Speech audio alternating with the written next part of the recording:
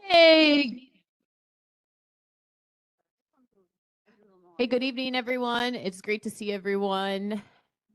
I am really happy that it's sunny outside, and I hope those of you who have loved ones and people close to you that have been affected by the storm, I hope they've been able to get some care and support. And we do have, you guys have seen already, the community concerns. It's number 6 on the agenda.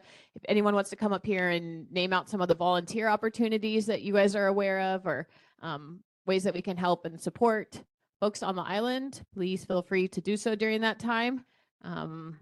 Yeah, also for folks on the board, we have a card for our board member, Paul Robati, who is currently in rehab, and we'd like to wish him some well wishes. So I'm going to try to drop the card by later this week.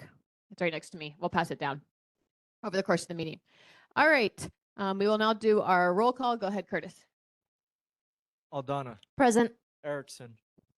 Johnson. Present. Study engagement, which is the Kachuk online. Present. Menina. Present. Minervi.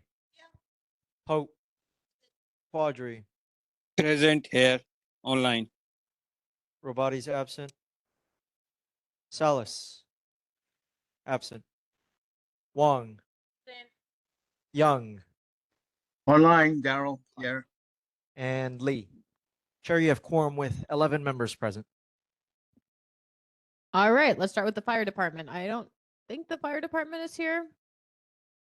I don't see them online. Let's move on to District 1, and we'll go back to the fire department if they come at any point. Sergeant Sai, I think you're here. Yes, hello. Hi, everybody. So I'm just going to read off the stats from last month and this month. So for our motor vehicle theft, last month we had 4. This month we had 2. For burglaries, last month was 2. This month was 4. Thefts, last month was 7. This month was 4. Unauthorized entry into motor vehicles, last month was 1. This month we had 0.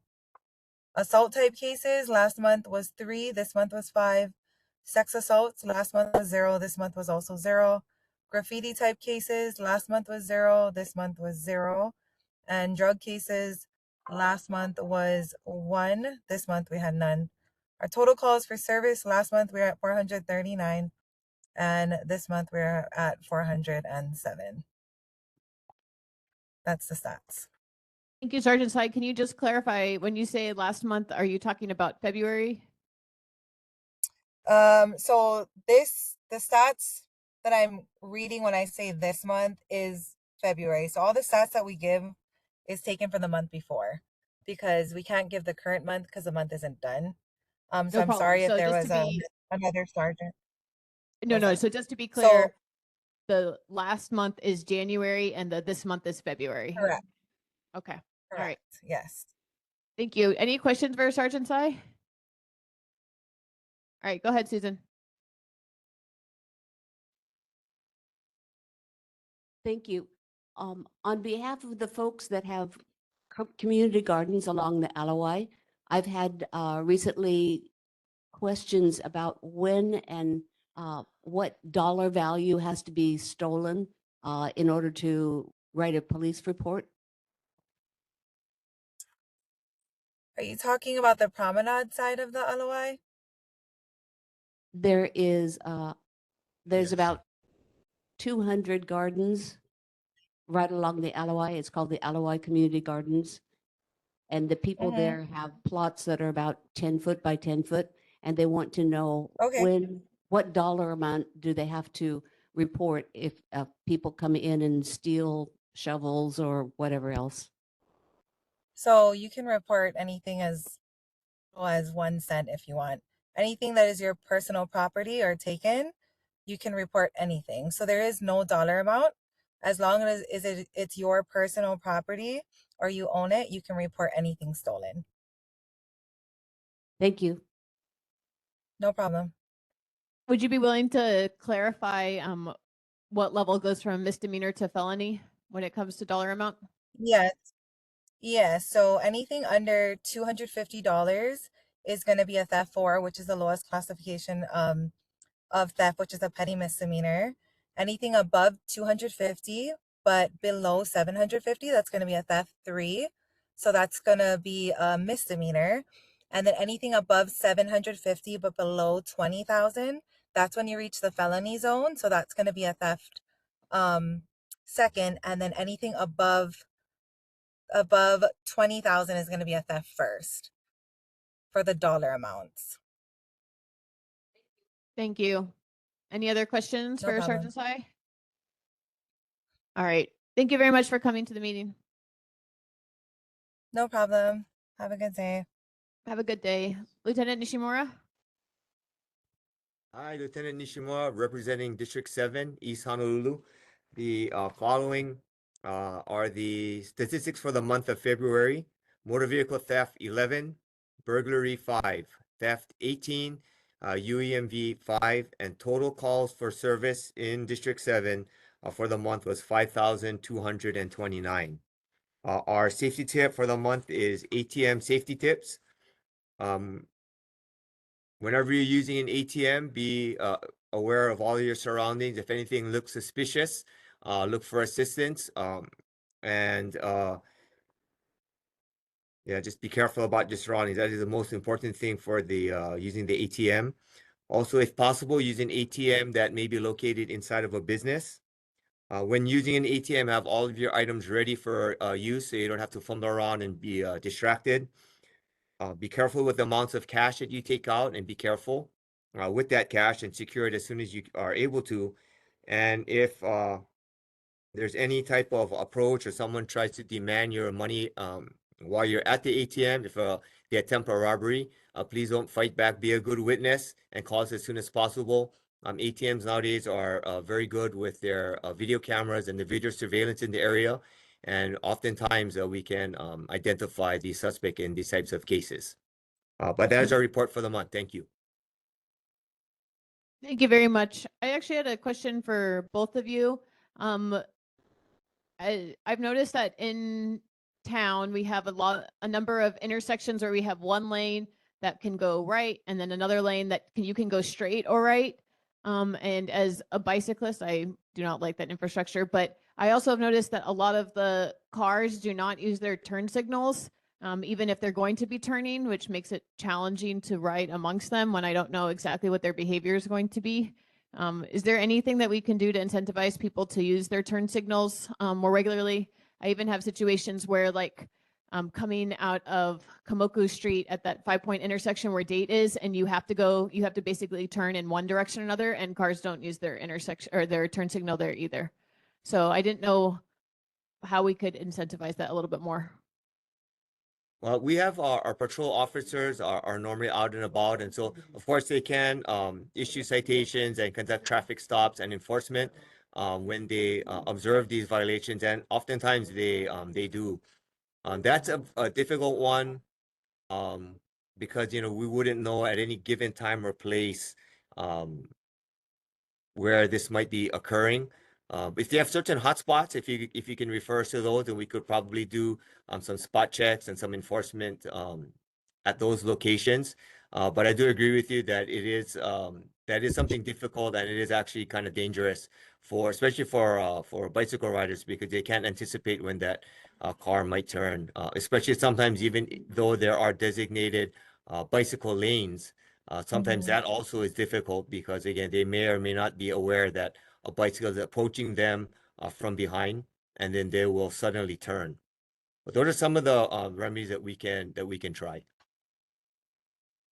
Thank you. I appreciate that. I know that there were some DOT signage too on the freeway. That was pretty funny. I don't know if anyone of you guys saw that. Use one blinka. That one that came out.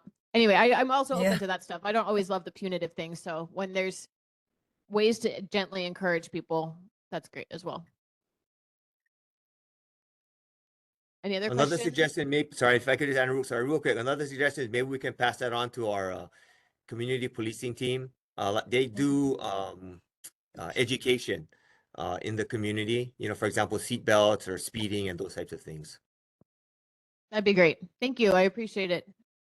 All right. Any other questions? All right. Well, we appreciate you both. Thank you guys for coming to our meeting. Thank All you. Have a right. great evening. We are going to hear from our own board member right now. Kealohilani has a presentation for us. Yep, definitely. All right, aloha everyone. Hi community, neighbors, and friends. Thank you guys for coming out. I know this month has been a bit heavy for us here on Oahu and across the Pai'aina, so mahalo for coming. My name is Kealohilani Wong, and I just thought it was important to maybe share a little bit about Mōʻiliʻili and the place that we all call home. And so for the next couple of minutes, I'll be talking about Aina, some Hawaiian words that we can all learn, and I have some really cool images of maps. So yeah, thanks, Curtis. All right.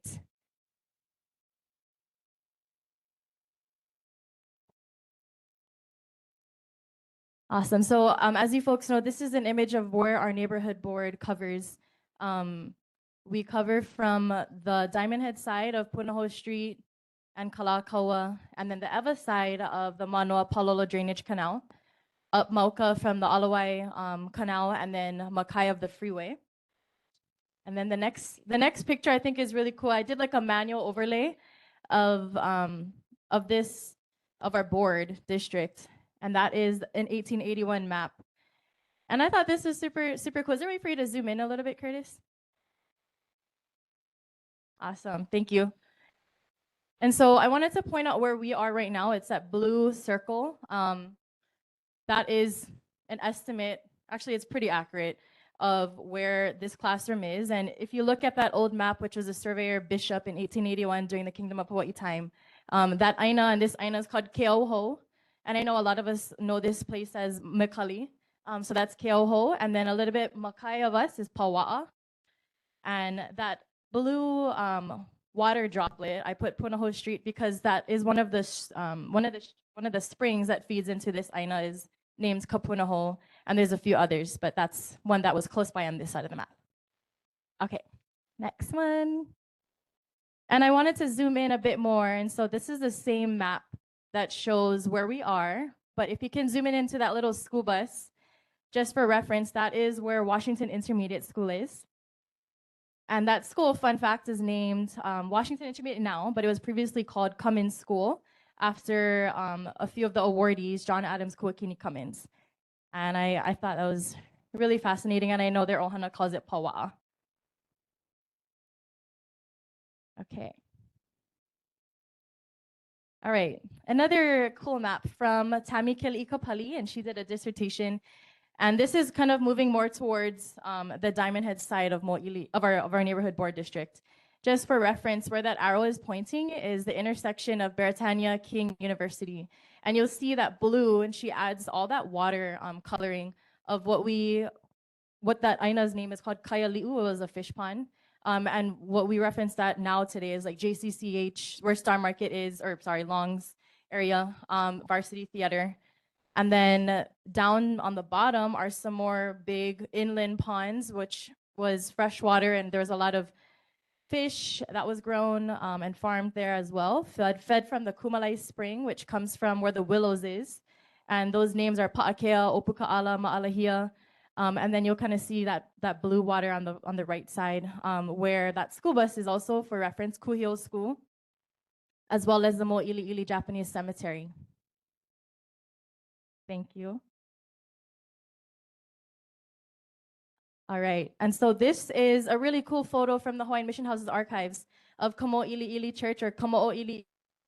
Did anybody have any ohana that went to this church? Yeah, okay. So my ohana also went there, and this is where the Contessa stands now. This was a subsidiary of Kauai Ha'o Church, and there's a lot of Hawaiian families that attended this church. It was torn down in the 1990s. They built the building and they moved a lot of bones. Actually, they moved the bones to Kauai Ha'o Church, and they built the Contessa. So just some olelo about that church was built in 1850s. Okay. And for those of us who kind of live closer to the Alawai, this is a beautiful image about circa 1932 from the Mission House's archives as well, looking into Manoa Valley. And it's just really cool to see the whole valley without any disruption for our visible eyes, to see the mountains. This really is like almost like Makai to Mauka. Awesome. Another image of Laiahi or diamond head. So it's almost like maybe where we're standing looking that way. And that is all what they say rice paddies in, I think, 1890s. All right, so we're gonna practice some Hawaiian language really quick, you guys. All right, so if I can have everyone participate. So I put the Hawaiian words on the left, and then I did my best to do a phonetic pronunciation of the words on the right. So on the left side, ua means rain. So if we can all say ua. You guys all get A's.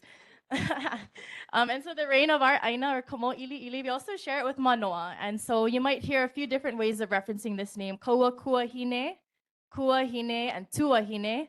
And you might hear someone say tuahine, and I might say kuahine, but we're probably talking about the same rain. And I know where I live, I can see that tuahine rain coming from Manoa Valley, probably in about 3-4 minutes. And I know that rain has been kind of coming hard lately these past couple weeks. All right. And we know these are some of the names of the rains. Curtis is going to show the next picture. We know from Mele and Oli, chants and stories, as well as Nupepa references in the 1866, 1871 that I put screenshots of. And there's a recent publication of Hanau Ka'ua, which if you want to learn more about maybe a place where you formerly lived and the name of a rain that, showered upon you, that would be in that book too. All right, and I think this is our last slide. And for those of us who know where Kuhio Elementary School is, did you know that it was formerly named Mōʻiliʻili School? And my great-great-great-grandma went to that school.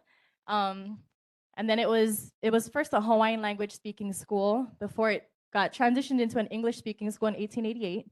And then it was named Kuhio School in 1923 after Prince Jonah Kuhio Kalanianaʻole. And I thought this is important to mention because it was his birthday on Thursday.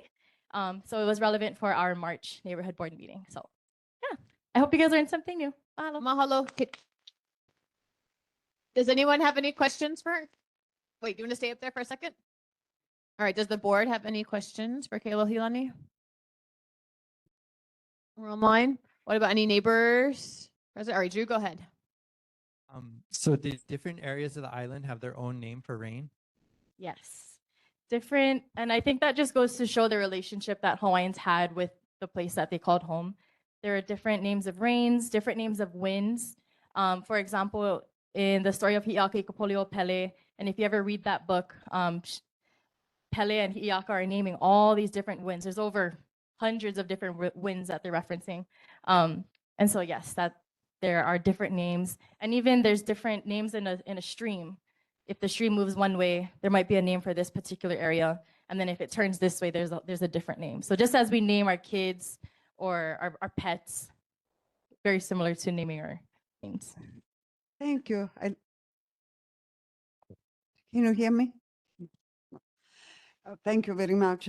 I just wanted to know, in your family, ancestor, grandparents, great-grandparents, did any of you had some kind of a voice in the development of all this neighborhood?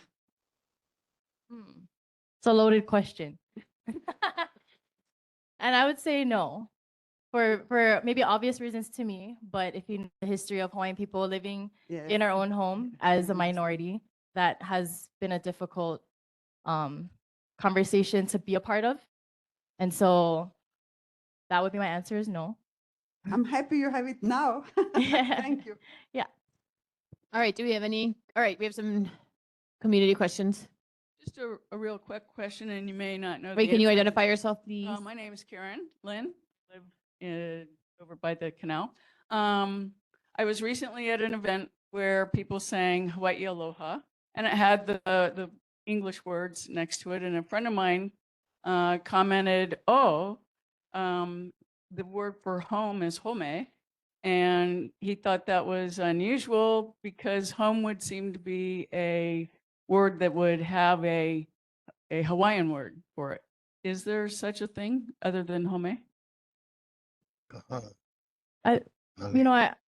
Someone might have better mana'o than what I have to share, because I know there's a lot of Hawaiian words that we use now that come from English, like penikala is pencil, right? Or home might be actually from the word home, I believe. Correct me if I'm wrong, and if anyone on Zoom or WebEx has any information on this. But I think that we would reference our aina as one hanao. One is sand, yeah, and hanao is to birth. Kula yivi might be another way to reference it. Kula is kind of like this area. It can be like a land, a flat area, and iwi is your bones. So that was a very sacred part of from a Hawaiian perspective. So I would say kula yivi, one hanao, and there might be a few others, but those are the two main ones that I would use. All right, go ahead, Laura. Hi, Laura Ruby. Just to add a little bit from the book on Mōʻiliʻili, The Life of a Community. Naming of Mōʻiliʻili. Mōʻiliʻili. Iliʻili are the small stones you can see everywhere. Usually they're brownish. They come from Pu'ukakea, which was the eruption that sent them down into Manoa by way of wind and air and water, and eventually they made their way down to the stream. Well, Mōʻiliʻili was a place of all stones. We have pictures of them with covered the ground, and if you want to come out to the Mōʻiliʻili Japanese cemetery, you'll see where we've collected so many of them. You can see them everywhere. Now, the mo part is a little bit different because it's really a contraction of moku, moku meaning a place. Okay, but what happens with almost all of our words is that we tend to shorten them up when we're speaking. So if we say Makapu Lighthouse, we don't really mean that. We mean Makapu'u, you know, so it's a shortening of the words. So what happened is it got shortened along the way. And so I want to say that there has been an association of the mo'o, which are sacred beings, and they are really water spirits in this area and not the introduced geckos or lizards that you see. They are and they are fairly kind and not onerous, although Hi'iaka and Pele had some kind of ugly interludes with the other ones. So I just wanted to tell you that. But so you get the idea that things change over time. Now, there's a record in the Bishop Museum records called the HEN, the hen, and that's the Hawaiian ethnographic notes. And the actual occurrence of where they're talking about these events is 3 different places in Mōʻiliʻili, and they are, maybe they're different by 100 yards or something like that, but Hawaiians knew exactly where the places were. And when you see 3 different interpretations, you have to say, well, that's the way they told the story, but you also acknowledge it. You don't codify it in rigid things. So there's a whole lot more to say, and I hope I get to talk to more people very soon. Okay, thank you. All right. Is there anything else you wanted to add, Kayla Hilani? Yeah. Our ohana definitely believes that there's a mo'o here spiritually, and we've been here for over 100 years. And so, yes, mo is also short for moku. It's also short for mo'o. And if you know, we believe in the Hawaiian mo'olelo, and we always will. And so, yeah, that's what I wanted to add. Thank you very much for your presentation. All right. Switching gears, we are going to be talking about the height waiver permit for the antenna at Iolani Court Plaza. All right.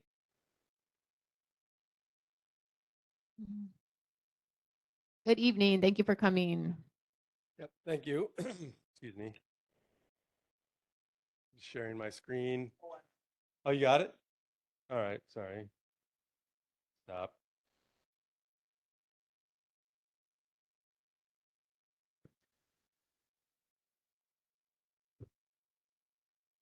My name is Jim Hayes with Planning Solutions here on behalf of Hawaiian Electric Company. And Hawaiian Electric Company is proposing to install some new antennas on top of the Iolani Court Plaza building. So you can go to the next slide. Probably everybody here knows Iolani Court Plaza, but just in case you don't, it's at the big intersection, 6-way intersection, I think, with Kapiolani and Date Street and all those others that come together there. And it's one of the taller buildings in Mōʻiliʻili. And because of its height, it has always had antennas on it. And because of its proximity to other Hawaiian Electric infrastructure, Hawaiian Electric has also had antennas on top of this building and is proposing to install some new antennas and additional antennas. Now, the roof area where they're going to be installed is a secure area, can't be accessed by the public. And so, yeah, here you can see in the photographs in the presentation, you can see that there are antennas already there, mounted on vertical poles that are bolted to the rooftop. And the project is needed to advance Hawaiian Electric's communication system, which aids in supporting reliability, crew safety, and enhanced and cost-effective operations of its facilities island-wide. Yep, go ahead on to the next one there. So as I said, there are already several antennas in that area. And a few of those will be removed. The new ones installed will look like your typical cell phone antennas, 4 of those. And then there'll be one taller antenna that's more of a for radio communications by the crew. And then there's a dish that's like a microwave dish, but it's only 2 feet in diameter. So those will be the new antennas, and they'll all be mounted up there. And this is a diagram illustrating how they are attached to what we call the parapet wall of the building, which is the wall that goes around the top. I don't think many people can see the text here. Can you explain a little bit about how it's attached? Yeah, so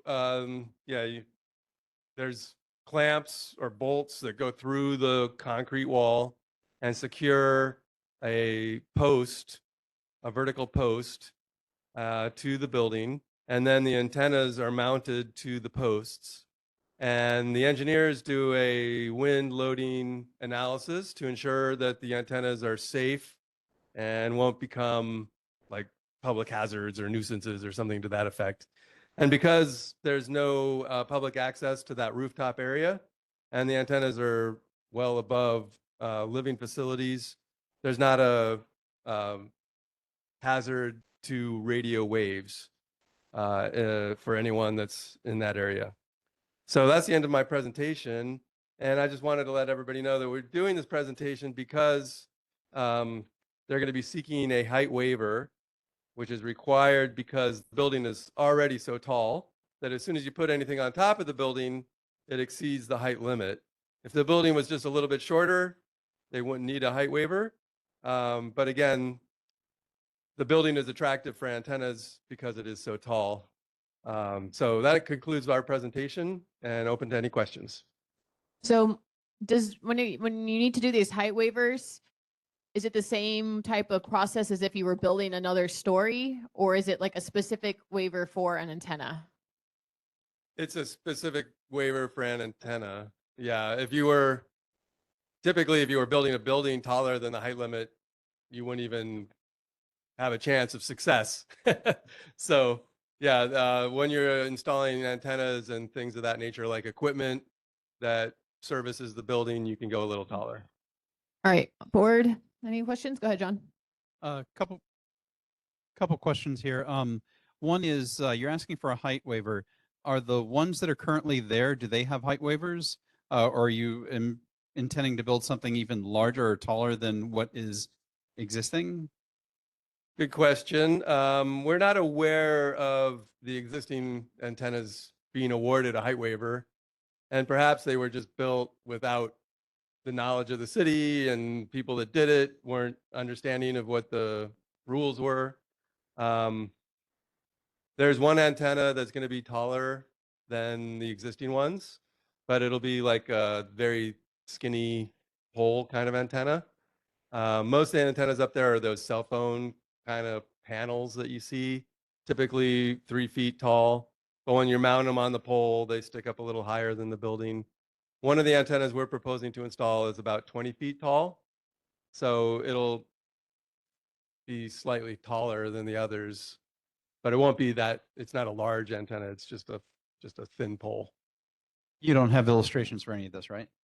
No, I don't. Okay. Yeah. Because it looks, the ones that were on there in the illustrations you had, or the images, they didn't look to be 20 feet tall. They look more like, a couple, 3 feet above. So you're talking about significantly higher than what's around there, correct? Well, some of the existing ones are probably close to 10 feet high. Okay. So I wouldn't say significantly taller, in the realm of, we're already talking about 100% a taller than the 360 current one. foot tall building. Okay. Yeah, but it'll be slightly taller. Okay. And we do have, you're also saying that there's things that are up there that are not to code or not permitted. And I can't really, I don't know for sure, because this is the first time I've worked on that building. so this is for Hawaiian Electric. Hawaiian Electric. Yeah. Who owns the infrastructure that's up there that's possibly not? I don't know. There are Okay. probably multiple cell phone companies that have facilities there, but I don't know. Thank you for coming here and at least, presenting that to us. You're I welcome. don't believe we've had the other companies in question that have come and presented. So it's nice to hear that. Thank you. Mhm. Go ahead, Daniela. Thank you. Thank you again for coming. This is beneficial for is benefiting the residents of the building, but right? We've presented the project to the AOAO of the Iolani Court Plaza, and Hawaiian Electric will be paying that. Okay, so they are benefiting Yes. and is not impacting anybody else around it. No, it should not. Okay, thank you. Yes. Drew. Quick question. Will the taller antennas have lights on top of them? That's a good question, but the answer is no. They're not tall enough to warrant that kind of warning for, like, sometimes you see like warnings for helicopters or airplanes or something like, but they're not tall enough to warrant that kind of thing. I live in a building close to there, and we get a lot of low flying aircraft that come through the area. And so just curious. Okay. All right. Any other questions on the board? Okay, go ahead, Laura. Yes, my memory serves me right. This was originally intended to be open land, and it was taken over by Hawaiian Electric or whatever. And then there was, if you remember, and so a big condominium came up. I don't know who owns, still probably leasehold land. But right next to it was this big monster warehouse thing you've probably seen with the tower. That's also theirs. In other words, they benefited directly from our community. And we have to know that not just what she was saying about the condominium association, all the owners have to vote to have something like that installed on their building. So nothing can happen until that time occurs. And so I'm just thinking about all of the various things that are going on in the community that were never done with, let's say, the community's permission or with the homeowner's permission. Thank you. All right, go ahead.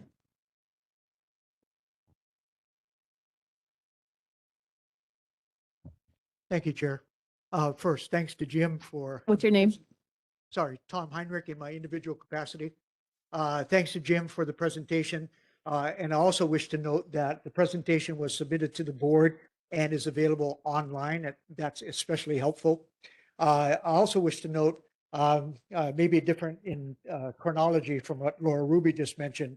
But when I was real small and starting to go to Iolani, that was an empty lot where horses were maintained.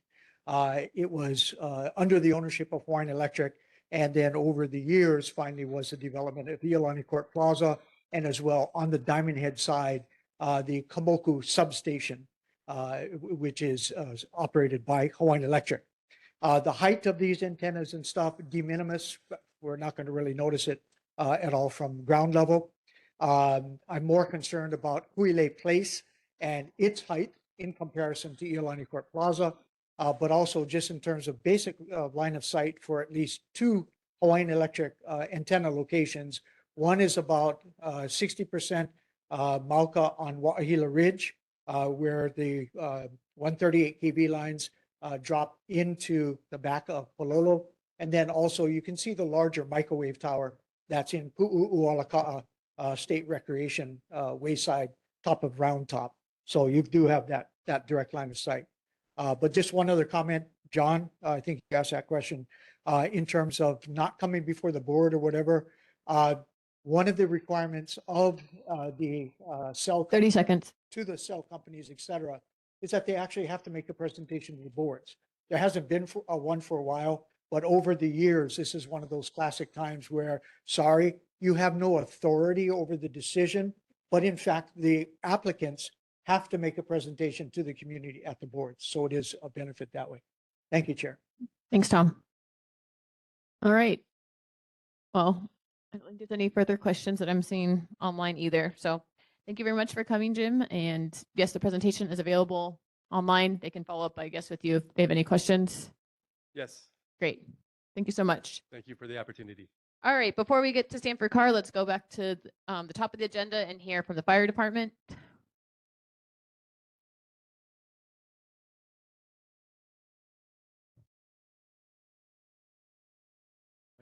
Aloha, my name is firefighter 1 Isaiah of engine 29, that's station 29, McCully-Mōʻiliʻili.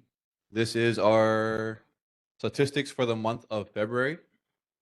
So the statistics below represent the confirmed number of incidents in our area for the previous month. For more details on the incidents related mapping information, please visit our fire response search tool on our HFD website at fire.honolulu.gov under the news and info tab.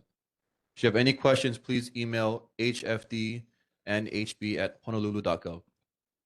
Our statistics for February, we have 2 structure fires, 5 nuisance fires, and these nuisance fires include rubbish fires that are outside of structures and vehicles.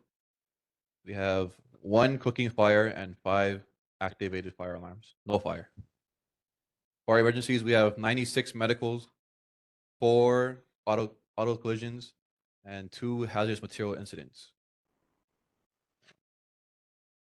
Our safety tips is for smoke alarms. Smoke alarms save lives and are an important part of a home fire escape plan.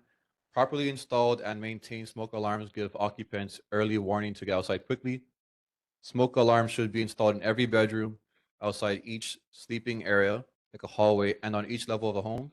Test smoke alarms at least once a month by pushing the test button. Replace all smoke alarms when they are 10 years old or stop responding when tested. That is it. Thank you so much. I have a couple questions for you. The first one is, I live close to Iolani, and there are smoke alarms in some of the neighboring buildings that go off when it rains and go off for hours and hours and hours. Do you know what is triggering that and anything that we can do to get those turned off? I do not have the answer to that question right now, but let us look into it and we'll get back to you with that. Okay. Would you guys also be able to share some of the work that you guys did during the storms? I know there was like a rescue in the stream, but yeah, anything that you guys want to point out that you did the past couple of weeks? So we did have a call on a separate watch to the bridge near Kaimuki High School. There was some homeless that were encamped below that were trapped in the stream. So that was one of the calls that we responded to. Do you want to say any more about what you, for those that didn't watch the TV broadcast? We just helped them with the help of rescue and multiple companies help rescue trapped people from under bridge. Any other questions for the fire department? Go ahead, Yadnila. I just noticed a burned house on a perpendicular street to Date Street between between Kamoko Street and Kapahulu. There has been a burned down house forever, but then I saw another one in a perpendicular street. You happen to know anything about it? Sorry, we don't know anything about that. Yeah. Thank you. Thank you. Any other questions? All right. Thank you guys for coming in. We appreciate it. Thank you. All right. Let's hear from Stanford Carr now. Are they here? Hey, hey. All right. You guys are up. Is your slide? Yeah. We will share it momentarily. Chair, would you like me to address the board or the audience, or does it matter? I would say as long as, yeah, maybe you can I don't know what we're able to do as far as that, but if you want to come up more this way, that's fine. And you can talk to a greater group of people. Sure. Good evening, everyone. Thanks for having us back, Chair, Board. My name is Kalo Robinson. I'm the project manager on behalf of Stanford Car and Stanford Car Development. We're the developers for the redevelopment of the old Bolodrome on Eisenberg Street, 820 Eisenberg Street. From the Bolodrome into a 278 unit affordable rental for Native Hawaiians. Thanks for having us back. We were here in September of last year. Time flies. It feels like this was just yesterday. But could you go to the next slide for us? So that is the rendering of where we plan to be, and that's where we are as of a couple weeks ago. The most eye-catching feature is a 23-story Kamehameha mural that we've been extremely happy with the way it came out. Like you may have seen it on the news, but as Kamea says, it's a way to symbolically introduce some of the flora and fauna that's found a little bit further up Mauka. We think it's a really lovely feature that we've been able to add.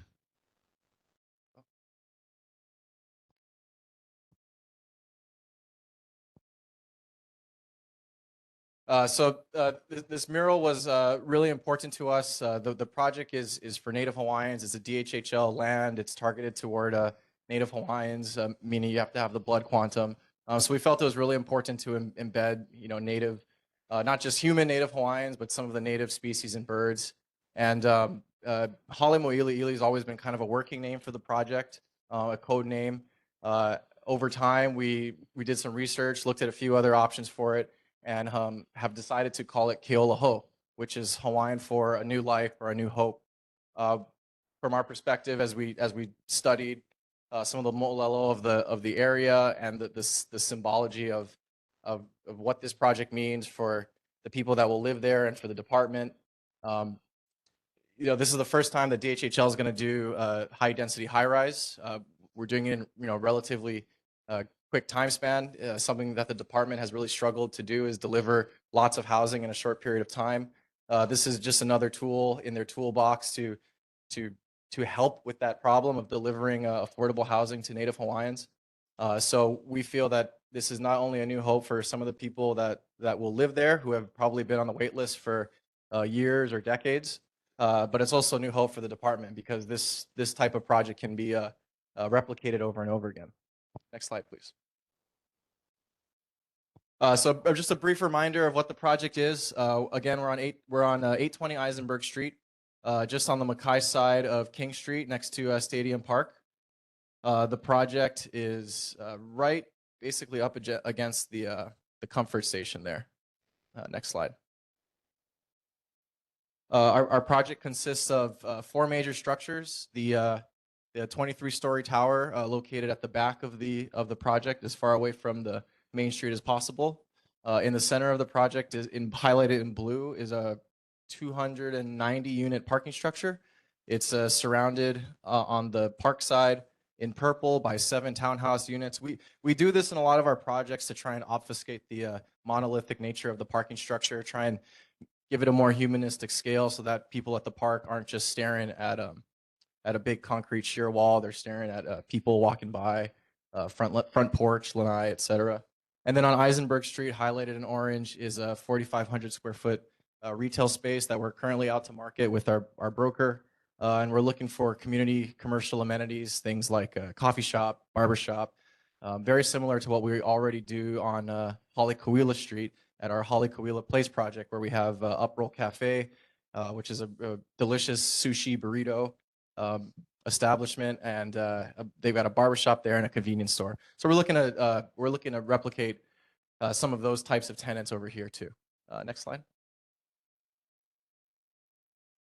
So this was unfortunately we didn't have a new picture of kind of where the construction has progressed to date, but basically every structure foundation is in place, and we're moving toward delivery and getting our first tenants in toward the end of fall, beginning of winter of this year.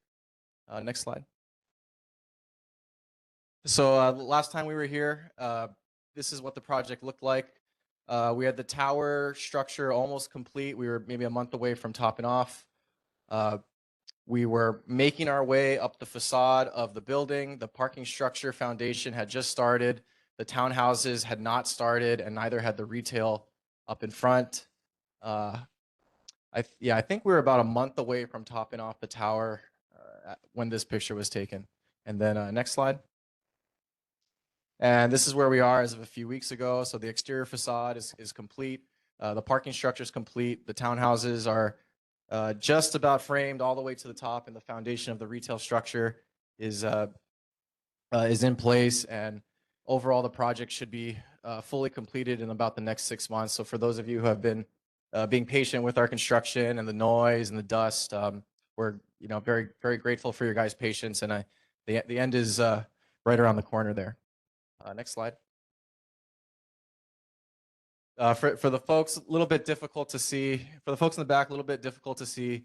But basically, last time we were here, we told you that the tower was going to top off next month, and that the parking structure would be completed in January, and in the early fall of 2026, we would be leasing up. And that's fortunately, even with the rain and some of the other weather events, we've basically been able to keep on schedule. And our goal for the rest of the year is to find as many tenants as we can, to finish the construction as soon as possible, get out of your guys' hair, and bring the new neighbors into the project. So we're looking forward to getting our certificate of occupancy in about September of this year, and having our initial lease up start at the end of September, and move into October, and hopefully have maybe the whole thing leased up by Christmas. So just a couple of quick renderings as to what this thing will look like once it's done.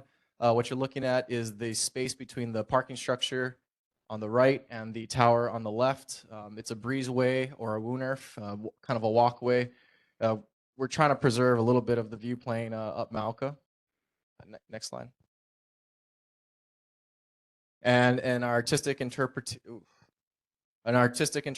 of what Eisenberg might look like, say around this time next year, once we get the tenants in there and get the front retail space activated. We really are looking for tenants that are going to activate the front so that there's body heat, there's engagement. We don't want there to be dead real estate or a lack of eyeballs or body heat. It's important for us that what we're building here kind of meshes into the community and is not separate. It's part of Mōʻiliʻili. So once again, more or less what the project's going to look like once it's complete. And then I think there's one more picture after this. So that's about where we are today. Again, on the left-hand side, you can see the townhouses are just about to the second floor. Parking structure completed. Tower facade complete. So we're just working on the interior of the units, installing cabinets, fixtures, etc. And then next, one more slide. And that's what it'll look like once we're done. Want to thank the neighborhood board for having us back again, hopefully in 6-ish months, maybe a little bit longer than that, because we'll probably be busy trying to move people in, but we hope to be back again and reporting a completed project. Thank you, Kaloa. Can we have a tour? Of course, we'd be happy to. I'm sure, I'm certain we will be happy to host everybody with food and cocktails and all sorts of things to make your guys' mood a little bit better and report to your elected officials how happy you are with the project. Yeah, we'd be happy to. Who on the board has questions? I have a question. Kayla Hilani. Thanks for coming and presenting for us. So trying to keep us in the loop. I have a lot of questions, honestly, but I think if I can just give, I just kind of wish that all of this mana'o was shared sooner, because the last time you folks came in October, I wasn't on the board, but I did ask, how were you folks going to incorporate features of Aina or this natural topography into the mural, or into your design? And so I know that Kamea did a great job with the native, bringing native species, but I just don't think that's an appropriate reflection of this Aina. And there's a couple other things too. You mentioned that you did research, and so I would like to know what kind of research you did, how you folks came up with the name when there's already names that could have been used. what kind of cultural guidance did you guys get from DHHL? Do you have a cultural advisor? You know, all these kind of, that has to do with overall the process of how you folks got to this point. And all of that would have been great to hear much sooner than after everything is basically done being built.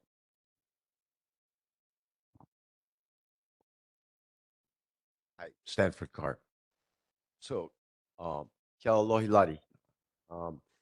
First of all, Lani Ma Pupilo has been our culture advisor now for Lani Ma Lapalilo for the last, I would say, 16 years. All right. The rebranded name, Ola Kealaho.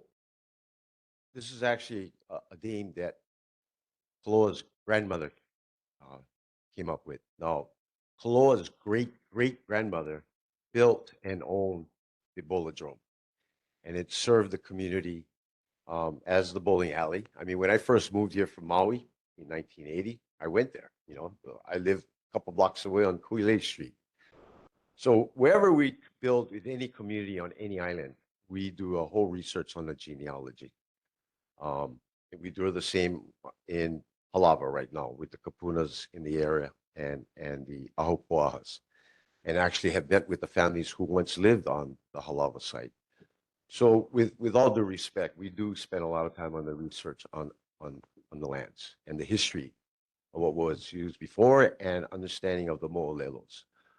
We work collaboratively with Rob Iopa too. We have been for over the last, I want to say 25 years from WCIT. And he also has his firm DTL that does cultural and genealogy research of the lands. So that's very important to us. So thank you. But, you know, his grandma, Stag Bar, you know, Kealoho is a new beginning. And we see this as Kaloa's family is, you know, and just so happens serendipitously, we were awarded the development rights from a competitive RFP that the DHHL put out about 7 years ago now. And we were honored to be awarded this opportunity. And so how serendipitous is that the great-great-grandson is repurposing the site to benefit the DHHL beneficiaries. Thank you. Thank you for sharing that. Can I have a follow-up question? Sure. So that's really great because I remember him sharing about his ohana ties to that. So thank you for explaining the name and the research process. So I guess it would have been great if we had Lani come and share back, you know, before all of this is happening, because it's great to hear this now. So that's something I think maybe for future developments that happens, at least in our neighborhood, that we would, I know I would love to have more background information. And then the last thing that was mentioned was that you want on the retail side, you want something that is going to bring life to the community and that is reflective of the community. And so I think the best way to do that is to hear from the community on what kind of retail maybe we want or what type of things that we want there. And I understand maybe not all of us are Native Hawaiian that are living here that will be a part of that living complex, but we're going to be neighbors and we're all going to be calling this space home. So we have a team, CBI, commercial brokerage, Jackson Nakasone, who I've known for, I don't know, almost 40 years. But we're also collaborate with the Hawaiian Council, Kuhio Lewis and his whole team. We have a strong relationship that goes back some time. And our preference is to see a Hawaiian-owned, locally owned enterprise here, ideally. So they're helping us with that. Those tenants are? Oh, yes.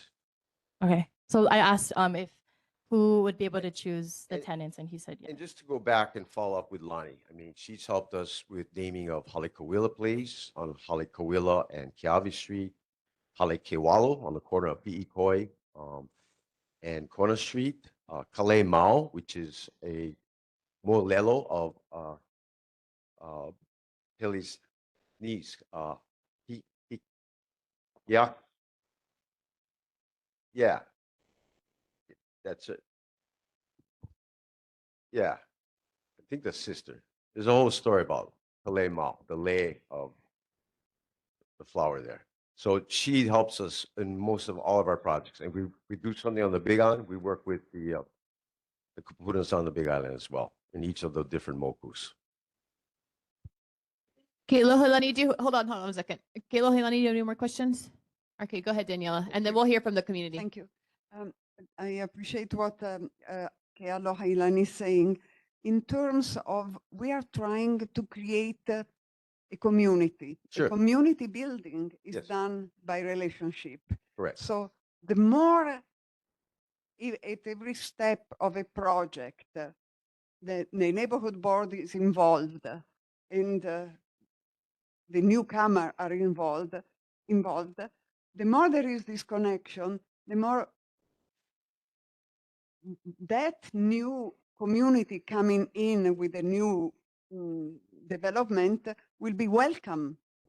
And we definitely feel the need to create integration with the newcomer and us. So anything that helps that, I find it of great value. You're preaching to the choir. You know, I was a part of this community for 6 or 7 years. You know, lived right behind University Square at 2626 Queeley Street. So I can empathize with your concern. There's not one community over the 30 communities we've built in 3 islands that we haven't engaged with the community. Whether we had the zoning or not, we engaged with the community. So I think I empathize with what Kea Lohelani is saying, which every step counts. Thank you. Thank you. All right, community members, if you want to, Drew, if you want to grab the hand on the mic and just go ahead and say your name. I was just concerned that, sorry, my name is Audrey Chandler. Hi. And do you mind And, standing up just for the microphone or for the camera to get you? You can For come up. many years, you know, like our organization has been about sea level rise, climate change, and all of that. And we all know that Mo'ili'ili is like water, right? And it's been covered over and all of that. My concern about the building now is I'm not a construction worker or anything, but I hear things, right? And I'm afraid you guys are going to turn this place into salt, you know, the community over there. And then, you know, all the drinking that goes on at night over there, and the kids are getting robbed coming out of the bar at 2 o'clock at night. You know, the vision I see with that, you know, that's a distraction to me, that bird, or it's just a distraction. I almost got into an accident driving. I went, oh, wow, whoa, I stopped. And then I realized, you know, it's my age, it's me. Oh. So sorry, and the only other thing I worry about is security. How are we going to secure this place? You're having all these people coming in from different places, lands, or, you know, how are they going to merge into our community and learn? Who's going to, you know, I know it's Hawaiians. I'm Hawaiian. I love it. But I'm so grateful that they're going to have homes. You know, I have a apartment. I'm glad I have an apartment, but I pay $1,850. You know, my whole Social Security practically goes to it. So I just want to know the security, turning it into salt. The traffic is going to build up. The flooding is going to exasperate. We didn't pay attention long time ago. 12 years ago, we were fighting for all of this kind of development. Stop it.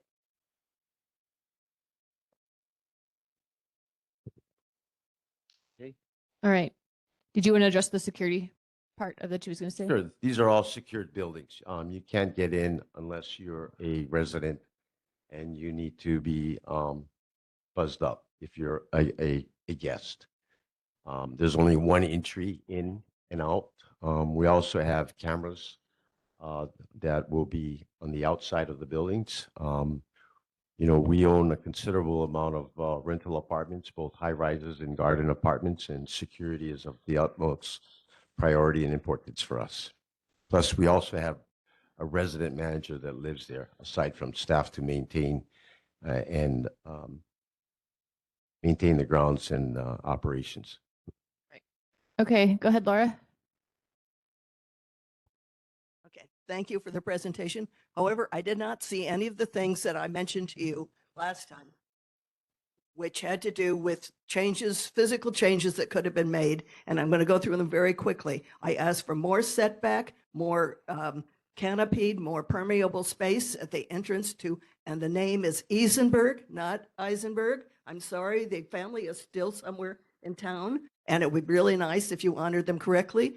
Now, Mrs. Sandbar was a very wonderful woman, and she carved the statues in the bowling alley, wonderful bowling alley. If you never got to see it, she made the kahilis, and they did contracted people to do the murals. They were Hawaiian murals with Hawaiian bowling and other things. I have pictures.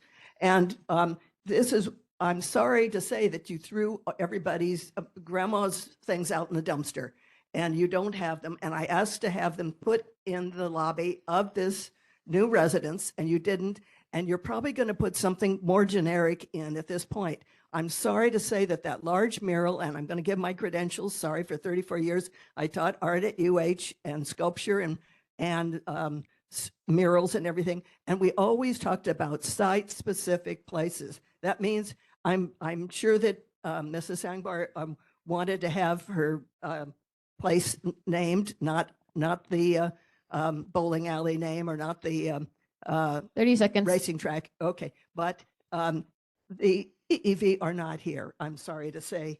And these are upper forest regions. They do exist. Yes, there are some ohias here. We are growing ohias in the Mōʻiliʻili Japanese Cemetery. Please come by and see. There's a few others in town, but that is not really part of the place. It is Mōʻiliʻili, and more specifically, it's much closer to Kapa'akea, which is a land of waters. All right, Laura, kids growing up, it was called the duck ponds. All right. And there were Thank many you. streams everywhere. Thank you.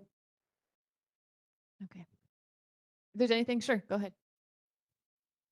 So, Laura, I think you brought up the proper pronunciation of Eisenberg at the 2020 neighborhood board meeting when Ann Kobayashi was still a council member and Galvin Say. So I remember you very well. It's at the other community or chapel on King Street. We took your recommendations to heart. The interior of the bowling alley was full of hazardous material. It had to be cleaned out before we could start demolishing the building. You shouldn't have been in there because, but it was not feasible to preserve the mural. We did curate and saved the oak floors that's going to be reused in the lobby of the building. And we also were able to save some bowling pins. So, you know, we did what we could, and we took your recommendations under consideration, but found many of it to not be feasible. The sculpture was in disrepair. The mural was in disrepair. So we tried our best. Yeah. All right. Okay, I think we have a couple more community members. Curtis Helm, resident of Mōʻiliʻili. Actually reside right across the street. And I'm also a Hawaiian Homes beneficiary. So just two quick questions. Of course, I want to find out, when do we get to know the pricing on the units over there? And the second thing is, because this is deemed as for Native Hawaiians, what happens when Native Hawaiians can't qualify? Will we be renting or giving this out to non-Hawaiians? So that's the two questions that I have for you. Because this was the first HUD finance rental community in the state that's totally dedicated to DHHL beneficiaries, meaning a minimum blood quantum of 50%, pursuant to the Hawaiian Homes Acts Commission. One of the questions HUD asked was, what if you don't have enough qualified residents, qualified Hawaiians, beneficiaries to rent? Now there's 11,000 plus people on this island, about 26,000, that we know of, they're on the wait list. Unfortunately, the Department of Interior chimed in, and the Office of General Counsel, that renting or leasing to any person that has less than the blood quantum to be a beneficiary of the HHL would be a violation of the Hawaiian Homes Act. So that was one thing. because we tried. And Holly Watson went back to the commission to get consent and approval to be able to lease to less than 50% blood quantum if in the event they have a difficult time leasing it up. The leasing will be handled through us, but filtered through by the Department of Hawaiian Homelands. So there are qualified beneficiaries that are on the wait list. If they get selected to move into Hale-Mōʻiliʻili, they don't get off the wait list for a lease award. They're still on the wait list. This just provides them an alternative option to reside in Mo'iliili, in a very desirable community close to employment base, the university, schools, Waikiki. The project will serve households from 30% of the area median income. What does that translate to? Well, it translates to someone making $26,000 a year, paying about $700 a month rent for a brand new air-conditioned apartment. And so it'll serve households earning as low as 30% of the area median income through 60% of the area and up to 100% of the area median income. So we had designed this project and did the financial engineering to address the entire household ladder, from low income to low moderate to moderate. That is English. I just said that 30. Laura, do you have another question? Okay, if you can either come to the mic if you have another question. Yeah, this is going to be advertised. We haven't started yet. We're going to start pre-leasing probably July, August. DHHL will be reaching out, and we will be also advertising. Our property manager that will be managing the property, who manages about 2,000 other units for us, is Hawaii Affordable Properties. And so there'll be ample notice about the qualifications that you'll get notified. You speak into the mic, sorry. But the second question, so is it going to be leased to non-Hawaiians? No, that's why I said earlier, it cannot. It would be a violation. All right, go ahead. Good evening. My name is McCully-Mōʻiliʻili. I live directly across. Can you speak a little closer? My name is McCully-Mōʻiliʻili. I live directly across the street from your project in 819 Eisenberg. Hey, wait, 5 seconds, gone. So anyway, we're having issues with our parking on our street. You guys got paid for meter stalls over there for your workers, and we're having trouble finding parking when we come home at night. I work in the mid-morning hours, so I come home at like 2, 3, 4 in the morning. And when I come home, there's no parking. And I can't park in those stalls that are, you know, taken by your workers there. And it's becoming an issue now because our unit is now filled. We had 3 vacancies in our apartment building. Now we don't have none. So now we're all bunched up in there and we're struggling for parking every day. And it's becoming very stressful and very frustrating. We had an issue with one of your workers one morning. One of our workers parked over there in front of that new I don't know, what is that cafe place over there below the dojo. So that's not our building. Yeah, I know that. But anyway, you guys have it blocked off for your workers there. So one of our units parked, our tenants parked over there, and your worker there decided to call HPD and come on our property at 6 in the morning with HPD and wake up our whole apartment complex to find out whose car it was. And I'm going to say that was not a very good move on our part. And it's been a struggle. 30 seconds. Since you guys moved there, you know, and since you're a community member, as you stated earlier, you understand that parking in this area is a nightmare, as is. So what I'm asking and I'm proposing is that you start giving us some of the parking on the street back. You know, at least take half of that parking, maybe a quarter of that parking that's being secured for your workers only. Have them park inside, you know, and we can get a relief from this parking situation that we're struggling with on our street. Thank you. Okay. You know, our general contractors, Hole and Dredging, we're further along. We're 4 months ahead of schedule right now.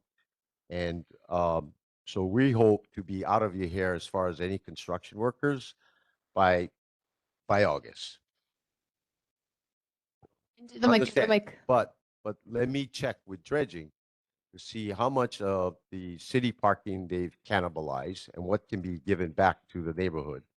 because Even if it was just 5 stalls, it'd be great. I understand, because we have less tradesmen on the job today. You Yeah. know, before we had from iron workers to I saw 'em. masonry. I saw them every morning. Okay. Believe me, I saw them 5 o'clock in the morning, raising hell on our streets with their horns and all that stuff. I've been in close contact with Ikaika Olds, and I know he's contacted you, and I'm the one that's sending you all the videos, and I'm the one that's getting really pissed off all the time because you guys are waking our whole families. You know, it's loud.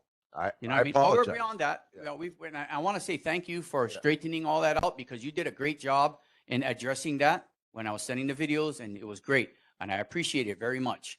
You know, it really helped from the bottom of my heart, sincerely. I appreciate it. And the other, you know, as far as the relinquishing the stalls, that's my focus right now. You know, because if you try and look directly across the street, you drive by at night, you'll see all our cars double parked. And once HPD starts addressing the meter issue, we're done. You know, we're going to have a real struggle there. So, you know, I hope with your building going on, that there's adequate parking for the tenants there, because we're already anticipating a nightmare on that street when that thing is done. I understand. Not completely, because I'm not living it like you are. But I will say this, that when this community is occupied and open, it's going to improve the neighborhood. You know, before we built Haleʻiliʻili Place next to Mother Waldron Park, it was very much like Stadium Park. A lot of homelessness, a lot of grievance, vagrancy around the neighborhood. If you recall, you know, we had homeless, they broke in, they tried to set the fire to the Bolodrome on a couple of occasions. You know, we spent a lot of money just having hired 24/7 security because HPD couldn't handle because of their own independent rights, right? And so we apologized from the beginning before we got started that we are going to be a nuisance, you know, but when it's all built and said, our residents in this community will take ownership of Stadium Park like they've done at Haleʻiliʻili Place. They all became neighborhood certified with HPD. And every, I think, third Saturday of the month, they have cleanup of the park with volunteers around the neighborhood. They've taken ownership, and the vagrancy has gone away. Well, the beginning part of the cleanup. Guys, is we're gonna have already to wrap happening. this question soon. Okay, so the beginning part of the cleanup's already happening. We're already slated. I already requested with City Councilman Scott Nishimoto to start cleaning the park because it's a nightmare over there right now. We use that park daily to walk our dogs. So yeah, that's cool. That's awesome. I appreciate that part. Thank you. All right. We have 2 questions online. Noel.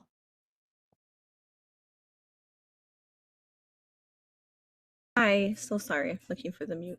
So a lot of my questions were answered. I just also want to echo, you know, we care really deeply about our community. We're a really close-knit community, regardless of what I think outsiders view Moʻiliʻili to be. We love our kupuna. They bring such, you know, rich culture to all of us that live here. I still don't understand why the mountain birds on the mural. That's like a side question. I know it's done, but still curious about that.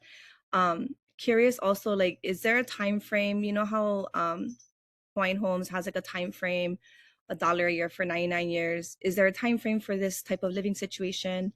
And then, is there any cell phone antennas, since that came up earlier in the meeting, that are proposed for the top of the building? And just, will you be using native plants in the foliage? Just based on the pictures, I didn't see any, and I'm just curious, since you guys are saying that you want to honor Hawaiian culture and, you know, the foliage that would grow around here, will that be used in the landscaping? We use a lot of indigenous plant material in our landscaping. We pride ourselves in that. No, there are no cell towers on this building. And we've had long discussions of about 18 different concepts for what could be in the mural and discuss it with both the artists and others. So we do vet the matter. If you ever saw our building along Kona and Pikoi, Kamea did that for us as well in 2019.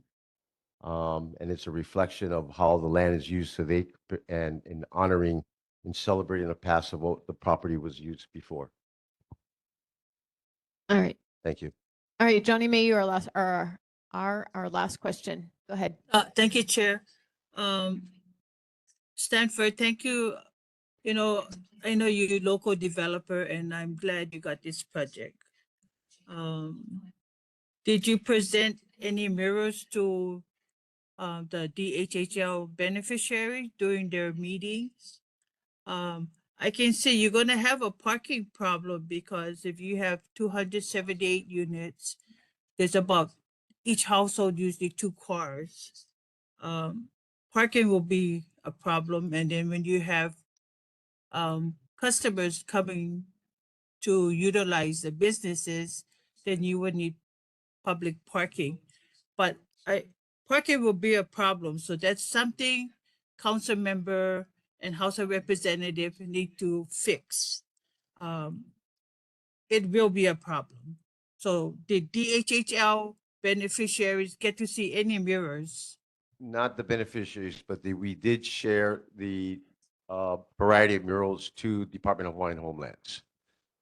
So we did discuss it with them. With respect to parking, we have, I want to say 3, 4, 5 high-rise rental communities within the urban core of Honolulu, from Chinatown to the Kaka'ako area. And so we monitor our parking because you have the workforce that have different work hours, such as this gentleman across the street who finishes work in the wee hours of the morning. So we found that, you know, during the normal business hours, more than 65% of our parking stalls are vacant. And the peak hour is at night, but again, many people have different hours of working. And so, you know, we also have 14 on-grade stalls within our driveways for guest stalls. Okay, and before this project was even discussed, City Council denied a project in that area. Not this. So we not this project, but Yeah. prior to DHHL coming to that community, City Council had denied a project. So I'm saying you will have parking problem. Be honest with the community. Thank you. All right, thank you. All right. Thank you so much for coming, Stanford and Kaloa. We appreciate that. And we'll follow up with you guys about getting a tour later. Thanks for coming in person. All right, Patrick, you're up next. Thank you, Chair. Thank you, Board. I'm Patrick Smith. I chair the Neighborhood Commission. Just so each of you know and the community knows, the commission sets the policy for all the boards across the island. We have 33 neighborhood boards. The NCO actually does all the administration, like Curtis is under the auspices of the NCO. So the reason I'm here tonight is just to talk a little bit about what we do as the commission, where you have 9 commissioners, are all volunteers like myself. And one of the big activities that we do is we actually adjudicate when we get complaints. And so we actually go and look at the neighborhood plan. And one of the big things that we've done is we've totally rewritten our complaints procedure to make it a little bit more streamlined. And I think more responsive to issues, you know, to make it not through, so everything has to go through some procedure. It's just so we can tackle the main issue that's there. So please take a look at it. I don't think this board's been involved in anything, which is fantastic, but you will be subject to that if it does get adopted, which hopefully it will. If you have any questions, if you take a look, it's on the NCO website.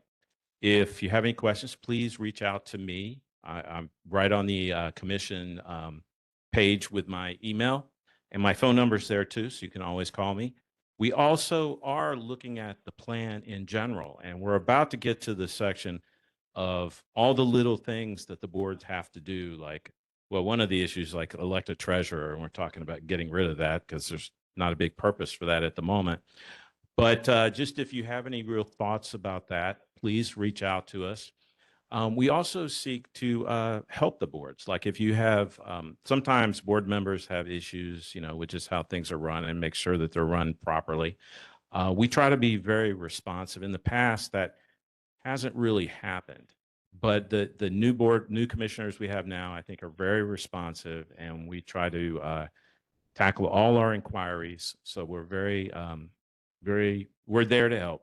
And finally, I would just add that we do little things for the boards. Like sometimes they have at-large and they have difficulties filling those seats. So we can make changes either for the term or at a later, or just the whole from here on out, I'm sorry, for perpetuity down the line until you elect a change in the future. Finally, one thing I forgot to add was we were looking at the boundaries, and we were trying to get responses by the end of April, but we haven't really had a lot of communities that want to change their boundaries, which is kind of interesting because we have boards range from like 10,000 to about 80,000. Like Eva's about 80,000, and they were happy with their borders. So if there's any thoughts about that, please let us know. And that's really about it. And when you say please let us know, what does that mean?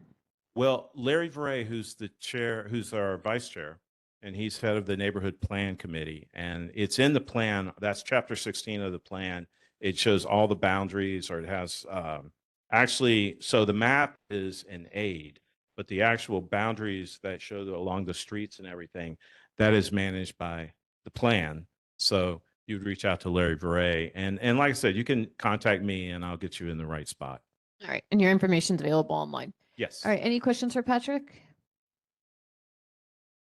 All Thank right. you very Thanks for much. coming in person. Thank We you. appreciate you. All right, Dale. Dale is here to talk about a resolution on vacant lots. Thank you, Chair. So my name is Dale Vanderbrink. I'm second vice chair of the Alamo. Can you put the microphone closer to you? So my name is Dale Vanderbrink, second vice chair of the Alamona Kakako Neighborhood Board. I penned a resolution that my board heard and passed at our previous meeting, which is to establish a vacant lot property tax surcharge, and I wanted to introduce it here to your board. I do have a small presentation here, which I'm trying to talk through until they can bring it up.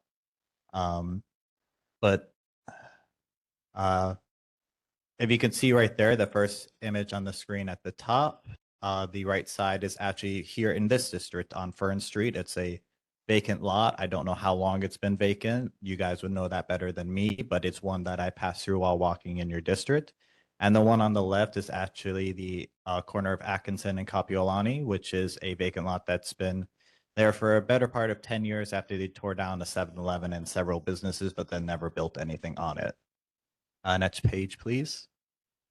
So, sorry, this looked a little brighter on my screen when I was working it up, but the issue here is that there are long-term vacant lots and rundown and dilapidated unoccupied buildings, which are causing a detriment to the neighborhood. And I'm not seeing any action from the city. I've talked to the city rep on my board. I've talked to the members of the city council and even state legislatures, and they haven't been able to give me an answer on anything that they can do because their powers, like on the city level, is to eminent domain, but no one there wants to enact that practice, even on long-term vacant lots. And so as a result also of our artificially low property taxes, it's almost an encouragement that if you have a vacant lot, just to sit on it and hold on it until it's most profitable to build, even if that is 5 or 10 years down the road, because you could save tens and hundreds of thousands of dollars as a developer in that sense. And so I just pulled this graph here just to indicate that our effective tax rate for our state, we're actually ranked 50th in terms of our effective tax rate for property taxes out of all the other states. And effective tax rate means in terms of the tax rate percentage. So we might have high property values, but we pay such a low percentage on them as a result. Next page, please. So again, sorry, it's a little hard to read here, but these are some of the current property tax rates that exist here on Oahu. For agricultural, vacant agricultural, bed and breakfast, commercial, hotel, resort, industrial, residential. These are the current tax rates. These are per $1,000 net taxable value. So just to say on here that it ranges between $4 and $13.50 for the net taxable value. That's the range of it. And next page, please. So my ask here is to establish a vacant lot property tax surcharge with the rates on the left-hand side there. And I put the right side as the current rates that. All right, so if people can't see it, do you want to spell it out? Yes, that's what I was gonna do. So basically, it would establish a structured tier. Year one would be $0. Year two would be $3 per $1,000. Year three would be $7 per $1,000, and year four and after would be $12 per $1,000 net taxable value. So that is still lower than the industrial property tax rate that they currently pay, but it is sizable that I believe would encourage developers of vacant lots and rundown buildings to either develop them or fix them up in a way that they could be occupied instead of just leaving them as is. And that would in fact lead into my next slide, which is the definition of a vacant lot. Currently, there actually is no definition of what a vacant lot is in the city, which I was surprised by. The closest thing that comes to it is a vacant agricultural lot, which just means they're not growing anything on a plot of agricultural land. And so as a result, I put into this resolution what defines a vacant lot. And so to be simple, it's applicable to lots. So not, this might get compared to the empty homes tax, but it's not the empty homes tax. This is for whole lots, not individual rooms or buildings on a lot. It's for the whole lot itself. So it has to be a lot without a DPP approved and fully constructed structure. So no just getting a shed, putting it on the lot and saying, there you go. And it has to be a lot that's also continuously occupied either by the owner party or by a leasing party. So again, if you have a building there that's completely unoccupied, then it would be considered a vacant lot because there's no people there. Next slide, please. So again, my reso, because I am trying to be detailed on this going forward, I want to fill in a lot of blanks, which is area of applicability. I don't want, say, the North Shore area being wrapped up into this because they're very rural and a vacant lot under doesn't have the impact that a vacant lot down here in the downtown or McCully or anywhere else in this urbanized area would. So anything within a transit-oriented development area, high density areas, or areas where vacant lots are detriment to the neighborhood, would this vacant lot property surcharge tax will be applicable towards. Exceptions would be if they're actually building something on there, and a sale of the lot should not be considered an exemption. So you can't just change hands with a lot to get past this type of surcharge tax. Next slide, please. So one question I got asked, which is why I wanted to make a slide here for it, was what are other cities or states doing? Is this something that is being done elsewhere? And so I just wanted to put on here that the District of Columbia and Oakland, California are two areas that actually do tax vacant lots. In DC, how they do so is they just apply a separate entire tax structure to it. So if you are a commercial property that's vacant or a residential / blighted property, you get charged at $5 per $100 or $10 per $100, which is significantly more than even I'm just asking for here. And for Oakland, they just give a flat fee of $6,000 or $3,000 per parcel, depending on what it's zoned as. Next slide, please. And so with that being said, I urge you all to consider passing my resolution tonight. Thank you, Dale. All right, I would like to move forward with this resolution. Thank you. Are you seconding it? Are you seconding this motion? Okay, is someone going to second? I second. Okay, does anyone have any questions for Dale? All right, go ahead, Justin. Thank you for your presentation. I personally concur with you that the parcel on Fern would be considered urban blight essentially because it's been vacant for at least 12 years and it could be done for other things like Kapuna community garden, community space, affordable housing. But my question would be, just for granular clarity, what would the resolution be defined as, or what would the resolution define undesirability, like within vacant lots within urban corridors? Like, for example, is it cognizant of parcels of land like Kakako Makai where there are political pressures prohibiting OHA from developing mixed-use residential? So, but because it's economic unfeasibility, they can't build anything other than commercial, which it's not practical. Well, the Kakako-Makai area, as an example, does currently have structures and buildings. It has what is it? Car lots there that they sell cars, and a lot of it is park related. So those I would consider to not be vacant land or unoccupied land, because a park, for example, it's not expected to be occupied, and a car dealership is a business, so it's actually occupied by a leasing party, which is the owner of the dealership itself. So that's how I would structure that. Does that answer your question? In some respects, but like, I guess in most part of it answers my question. I'm just going to clarify, like, is there a period of length of time where a vacant parcel would be considered blight, or if there is neglect or other facets? Of course. So the blightness was actually what Oakland, California does. Mine on here with this reso is just saying that you have to have a building that's occupied on the land.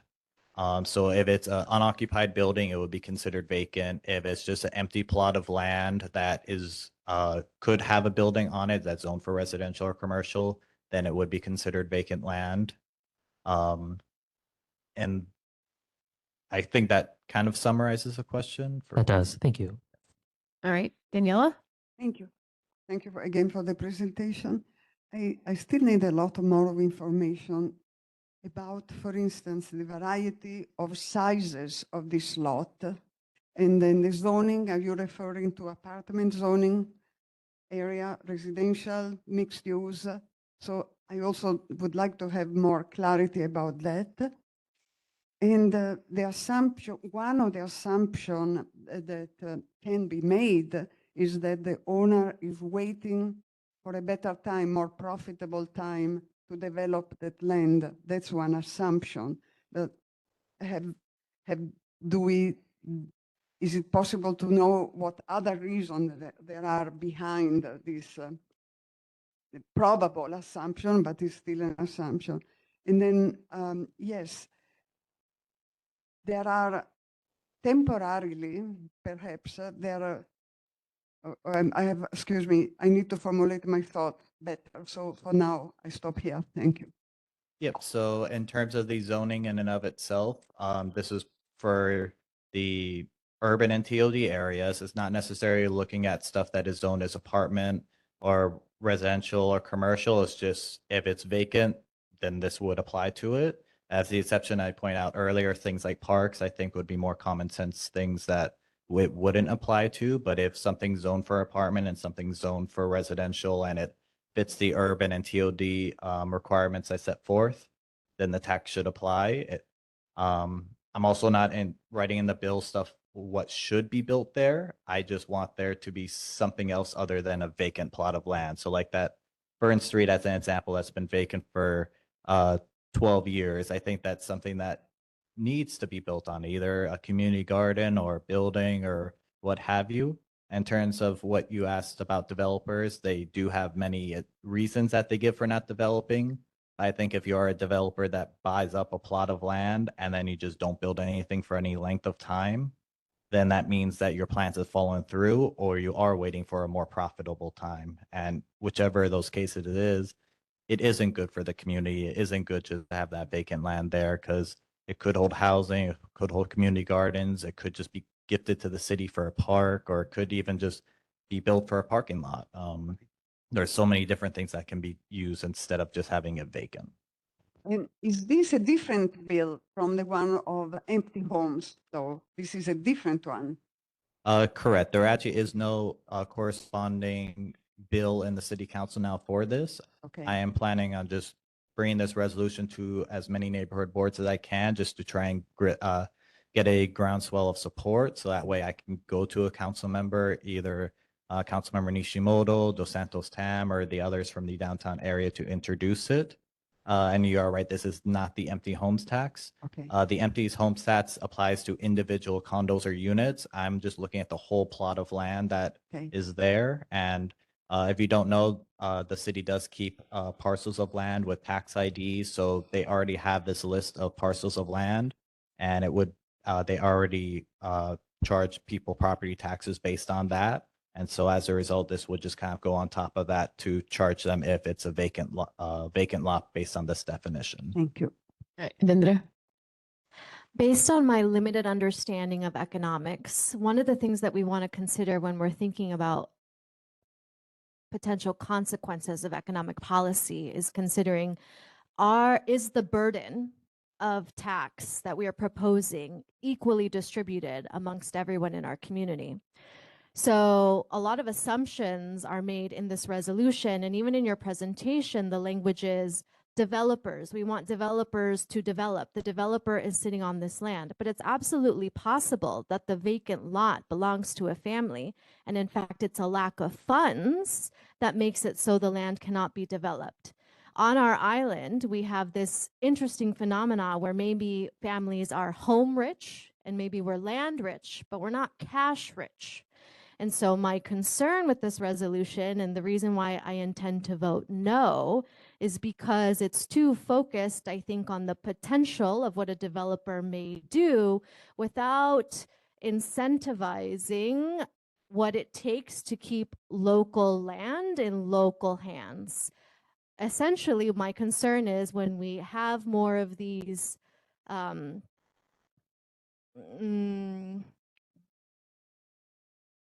burdens, tax burdens, it's going to impact a small family much more proportionately than just a large, huge real estate company. You give a huge real estate company a larger tax bill and it's a drop in the bucket of water for them, right? Like it's not going to impact them as much.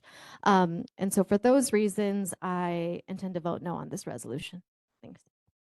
I'm happy to just provide a comment to that. So that is something I did keep in mind when writing this, because I don't want this to be applied to local families. And that's why I specifically wrote in there that this should be for urban areas or TOD areas. So we have local families who own plots in urban areas and TOD it's going to impact our community. The lots around in our neighborhood are not only owned by developers, local families still own them. So I disagree with that statement. No, I'm not saying there aren't local families that do own plots of land in urban areas, but what I will say is that developers own much more land and sit on those empty lots much more than local families would, because the plots of land already have to pay taxes on them. So if you are a local family that sits on an empty plot of land, you're already paying tens of thousands of dollars in taxes every year. So if you're not doing anything with that land and it's saying they're empty for 10 years, then you're already paying a significant amount of money in taxes, which you wouldn't be necessarily middle class then by doing so. You would be someone that likely has a large amount of money or either other properties or lands under your belt. So my point of this reso is really just to say that we do have vacant lands in the downtown area and TOD areas that people are sitting on, that disproportionately our developers are sitting on, and they don't want to develop it until it's most profitable. And like you're saying with the incentive side, the city gives significant incentives for people to build on that land, but there's no stick. There's no encouragement or punishment for not building up. So because you only have this carrot approach by the city, then there's no reason for developers to take that carrot until it's most profitable. But if you apply a stick, which is a property tax surcharge, then it would encourage those developers to take that carrot early on, even if it's less profitable, because it might be more unprofitable over time than to just take the carrots and build now.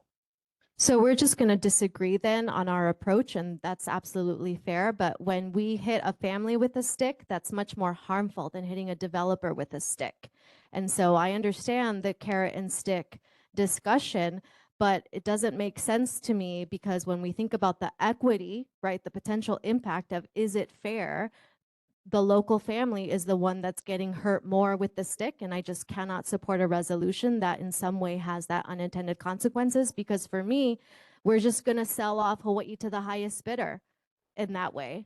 And I disagree with I understand the logic, but a family could potentially all accumulate their wealth to pay the tax bill every year, and that is significantly less than coming up with $500,000 to $1 million to build and develop. And again, we get into the equity discrepancy of a local family versus a real estate corporation or a developer. Thank you so much for bringing this discussion. I appreciate it. Thank you. All right, Michelle, we have time for your question, and then we're going to vote. Great, thanks so much. Thanks, I really appreciate you bringing this and empathize with the intent 100%.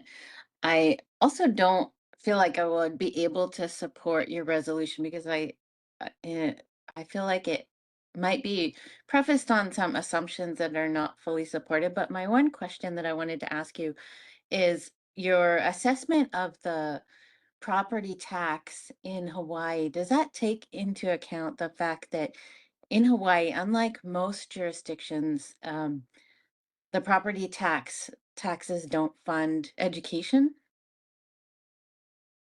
So I don't touch where the revenue would go per se. I figure that's going to be an argument to have when the council, the council would consider this. But I also don't put it in there because if people of this board would like to just add that into it based on their community needs and the neighborhood needs of where that revenue should go, I don't feel it's my right to come here and dictate that where that revenue should go because they would know their neighborhood best. Oh, sorry. yeah, I do Maybe leave just that to open. clarify, what I'm asking is, does your assessment of the effective tax rate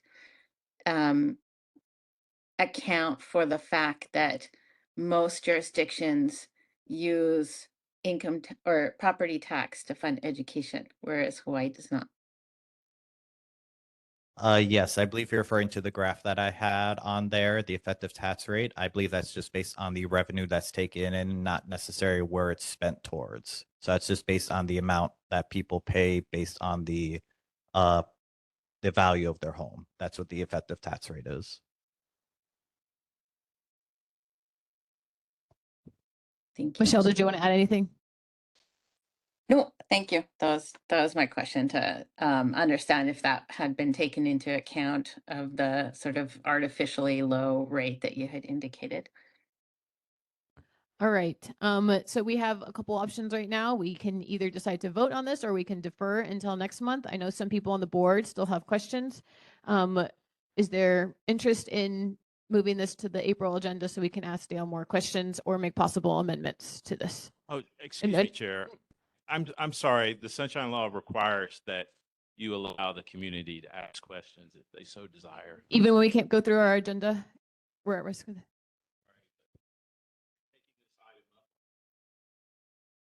Okay. All right. We will go to Laura. I think you had your hand raised.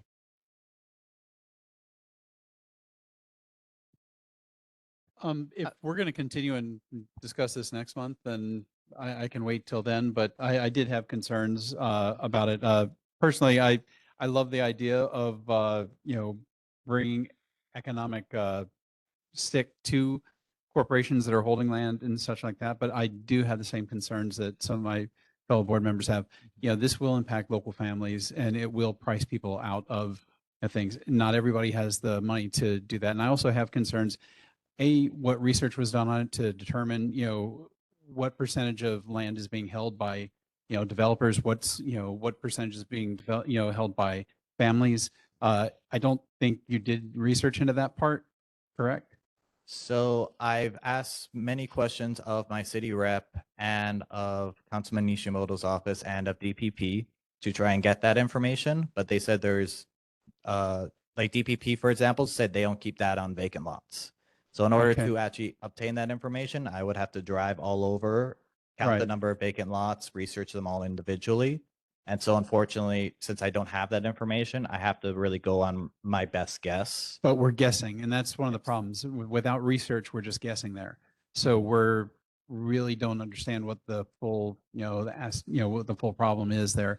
That's one thing that worries me. And also I worry one thing that's we haven't even gotten into is what are the knock-on effects of this? Because if you do end up taxing them, corporations will think of the most financially expedient thing to do. It may not be what you want to, put it to good use. They might find another, way of, meeting your requirements without really adding value to the community. And that's one thing I do worry about. And yeah, I just don't feel like it's fully thought out, but I do like the idea of somehow, converting vacant lands into, something that's usable by the community. But you had mentioned earlier about, having, like, even if they use it as a community garden, but that wouldn't satisfy what you have in the resolution, because the resolution says it has to be some kind of a living structure and have a tenant that's, there, throughout the year. So even putting it into, a community garden or something like that won't work by the resolution that you have, correct? That is actually correct. So I thought about listing 100 different exceptions and specific rules. For example, the park part of it, I don't define necessarily that a park shouldn't be part of it. I figure that's more just self-evident, something that can be worked out down the road. But to also answer your question of I know you and the other member of the board had concerns about this being applied to local families. As I said, I don't mind if you guys amend this resolution or convert it into such a way that doesn't take away from the intent. So if you want to add a clause in there that says this should not be applied to families that have under $1.5 million in assets, I wouldn't mind if you guys put that in, if that would alleviate your concerns. Because My concern with that, though, is that this isn't an issue that we've brought up. This is an issue that you've brought up that you want us to vote on. We haven't really had the time and wherewithal to research it and to do that kind of background, looking into it to weigh these issues. So it's a little bit premature for us to, I think, take a vote on something like this, since we haven't really considered it and really looked into the background on it. So as it is, I would say no, but I think it's a great idea. I just think it needs some more development. That's all. Yeah. If I could just add on one more thing, the vacant homes tax, which is something that is similar to this. It didn't get the necessary research and thought through until the city council decided to spend tens of thousands of dollars to hire a consultant to look into it and then adjust it to how it would be best based on the consultant's research. So unfortunately, I don't have tens of thousands of dollars to hire a consultant to do this. So I'm just doing my best in research, my best in asking questions through my neighborhood board, and to try and get the ball moving so the city council can actually consider it and take it seriously.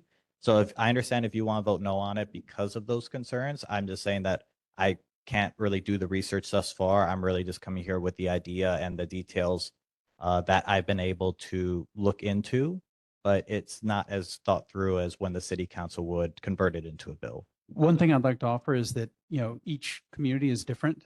Each community has different problems with vacant lots, and the actual source of the problem may be different.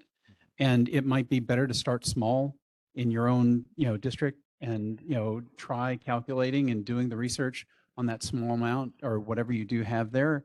Or, getting a, committee together that would look into doing that and breaking up the work. At least that way you'll be basing it on something. You can bring that to other boards and say, hey, we found this in our own area. We'd like to enact this resolution.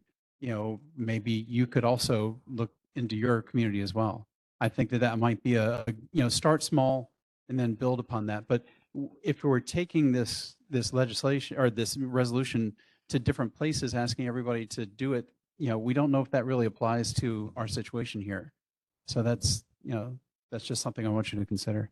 No, I fully understand. And I did do some research around my area. Again, I couldn't go to every street, but there are long-term vacant lots that we've had where I've done research into developers and found out that they had money problems. They had issues where they bought the land and then COVID hit and they weren't able to develop. So they just decided to sit on that land and not pay taxes on it for 4 years. The Atkinson Kapiolani one was supposed to be the Mandarin that was built up. But again, funding fell out in 2018, 2019, and they haven't done anything with it since.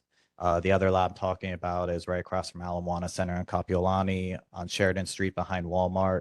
So there are lots that I have done this research on, and I figure out that nothing's being done, which is why I'm bringing it here. I just didn't want to go into so much detail on those lots, given they are outside of this neighborhood. That's all right. I'm going to go ahead and make a motion to defer this to the next meeting because we have 50 minutes left, maybe 40 minutes left, and we have a lot on the agenda. So Dale, thank you very much. People can get in touch with Dale if they have more questions or comments for him. Thank you, Dale, for coming in person to the meeting. It's going to be on the agenda for next time. I'm going to move on to F on here, which is about our written summaries. Adendra, do you want to say anything? Yes, if we could defer these to the next meeting, there's an error that I need to send the corrections for, Curtis. Thank you. Okay, we're going to move on to community concerns from residents. If you have anything to say, come to the mic and please introduce yourself. Karen Lynn, I'm a neighbor. Today I attended a Zoom meeting by Kokua Council, which is a group, if you're not familiar with it, which is set up to empower seniors and other concerned citizens to be advocates for the community. And the subject of the Zoom today was Good Government Caucus. And there were members of the caucus there and other caucus participants who are largely nonprofits that benefit the community, or examples are Common Cause, ACLU, League of Women Voters. And the discussion was about several of the bills that are currently in the legislature, a number of which have unfortunately been tabled because they didn't get out of committee. But one of them is the infamous $35,000 in a paper bag issue. And there was a bit of discussion about that. Two items that were mentioned by the group that was discussing it were a resolution that had been brought up by the Kailua Neighborhood Board, and then there was and now I can't find it in my notes, but there were two specific things that were 30 seconds noted as very beneficial to furthering this case. And I was going to propose and would like to know what I need to do that our neighborhood board consider signing a similar resolution. All right, thank you, Karen. We can put you on the agenda for next month if you want to introduce the resolution. And I'll provide the resolution that could be given out to for look at. All right, thank you. Anyone else? Okay. Yeah, Tom. Okay.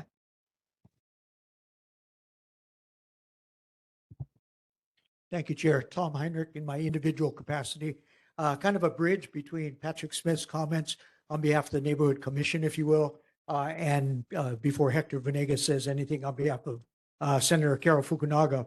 I just want to bring your attention to Senate Bill 2397. Senate Bill 2397 proposes a change to the quorum requirement for neighborhood boards only. Okay, so I'm limiting this comment to neighborhood boards in the way that it's presented in Senate Bill 2397.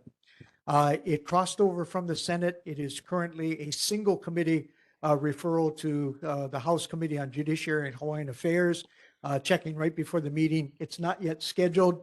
Actually have until approximately April 14 at the latest in order to, a little before that, to report out single referred bills. In essence, what it does is, as you are aware, sometimes you meet that situation where you got absences. If you're going to pass something, I don't care what the motion is, either it's unanimous or you just can't adopt it because you're short of whatever the denominator requires. There are two steps in Senator Fukunaga's bill, which in my opinion says it absolutely correctly. And that is a proposal to change so that 30 seconds. Whatever the denominator is, whatever your current number is authorized, that if you have vacant seats, not absences, vacant seats, then you reduce the denominator during that period of time. Second step, and under all circumstances, once you have established quorum for that evening, then you revert to Robert's rules, which is a majority of the quorum present in order to adopt any motion or whatever. Okay. Thank you, So, Tom. let me just wrap. Senate Bill 2397, there's a little bit of time if All you right. choose to We have to move on. testify independently. Thank you. We appreciated it. All right. Is there anyone else? Okay. Go ahead. Very briefly, the commission will actually take up their 4 remaining city charter commission topics or proposals that involve the neighborhood boards, and we will take a position on those. If we do take a position, that we meet the 3rd Monday of the month, so it'll be next month. Thank you. All right. Let's hear from Board of Water Supply now. Hi, good evening, Chair, members. I'm Stephen Nordstrom with the Board of Water Supply, and for the McCully Neighborhood Board District, in the month of February, there were no main breaks to report. And our monthly announcement is we've partnered the Board of Water Supply with City Mill to observe Detect a Leak Week. That's going to be April 12th through the 18th, encouraging residents to find and fix leaks that waste water and increase utility bills. The most common water waster, you guys all probably know, is the toilet. Usually it's a worn out or a faulty flapper, so you want to make sure you get that replaced every 5 years. And we're going to have 2 big outreach events. So we're going to kick it off on April 11th. That's going to be from noon to 2 p.m. at the Town Center of Mililani. And then we'll wrap it up at Kahala Mall on Sunday, April 18th from 11 to 1 o'clock. Please come down, join us. You can find out more information on our website at boardofwatersupply.com/DALW, Detect the Leak Week. And Chair Lee did have a question regarding the Kona low storms that affected, she had a question about it impacting the Board of Water Supply system. And I did bring Kathleen Pahinui. She's the Board of Water Supply's Communications Office, Public Information Officer, and she'll be able to answer that question. Thank you. Why the system wasn't breached, we didn't have any breaks. We did because we lost pressure in our system due to the fact pumps went down because we had no electricity. By the way, I live on the North Shore.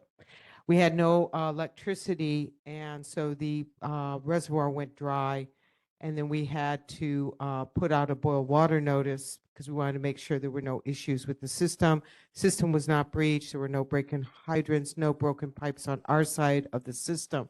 But we are telling people who were sustained damage to make sure they're checking the pipes on their side. So we had a boil water notice all the way from Turtle Bay to Moʻiliʻili for several days. It takes 24 hours for us to do the test, but by Wednesday we were all clear and the boil water notice was lifted. So that was probably the only impact to our system. We've had water buffaloes out to help the schools and the public and things like that, but right now the system's safe and the water is good to drink. We had pressure restored on Monday, so that was good. This Monday, was it this? No, last Monday. It's hard to remember. It's been crazy. Thank you. Any Kathleen, questions? Daniela? Is the water drinkable? No. Yes, that's what. Completely. Completely, yeah. Thank you. We test for bacteria because that's what can grow in the system. Anything introduced has to be introduced, and that can only be introduced if the system is breached, which it was not. Thank you. Thank you. All right. Anyone else on the board have questions, Drew? Quick question. Is there any way to tell like how much the aquifer has filled up on a huge rainfall like this? It would be about 25 years before we'd know that, but we do test the head levels on a monthly basis, and that information is available on our website under our Board of Directors board meetings. I just wanted to say mahalo to the Board of Water. I know you guys have probably been really busy these past, especially for you living out in North Shore. So thank you for making the drive out to our meeting. I did have a question. I'm not sure if it is Board of Water, but on Beretania by the new, by the old Pucks Alley, is that Board of Water doing work on Beretania by the new KS shopping center? Is that think it was the gas company, Okay. yeah. Colors look the same to me. But we did have a main break. Thanks, Steve. Okay. Yeah. Okay. Mahalo. Any other questions? All right. Thank you, Kathleen, for coming all the way down from North Shore. Thank you, Stephen, for making that possible. All right. Daniel?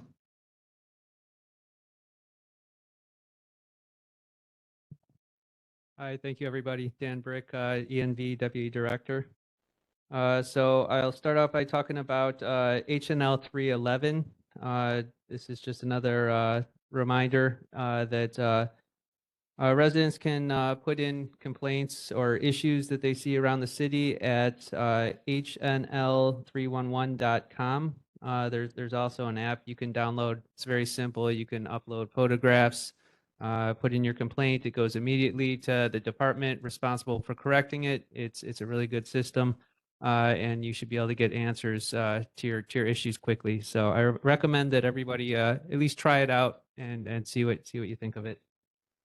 This month, highlights from the mayor's newsletter. So the schedule released for Mayor Blangiardi's 2026 town hall meetings has been released. So that's going to be going on next month. Homegrown first responders trained in Waianae. City launches annual food drive for the Hawaii Food Bank. Grow recycling program launches on April 1st. So that is food waste, putting your food waste in your green container, and it'll be made into compost. There's affordable kapuna housing opening in Aiea. Hong Lee announced as new deputy director for DTS, and the Honolulu Police Commission invites input to help guide the selection of the next police chief.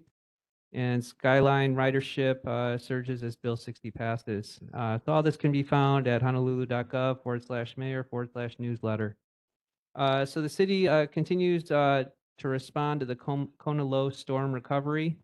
So there is a website where we post information, and that is honolulu.gov/dem/storm-recovery-information. And residents can find information on reporting home damage, health and safety tips, available assistance, and ways to support impacted communities. So cleanup operations remain ongoing across Oahu, particularly the North Shore, with dozens of debris removal and hauling resources deployed, including dump trucks, heavy machinery, and dumpsters. So residents in Wailea and Haleiwa are asked to continue to place storm-related debris at curb for collection and to sort into green waste, appliances, 30 white seconds. good, mud and rocks. Okay, I'll just keep going. I'll hit the high points. So some of the DFM updates we need to continue to follow up because DFM has been really busy dealing with their prep, but here's some questions and answers. So Kala Place Mini Park and City fix broken park lights. And that's a DFM question, so that'll be next month. Does the Hawaiian Humane Society have any jurisdiction at this park?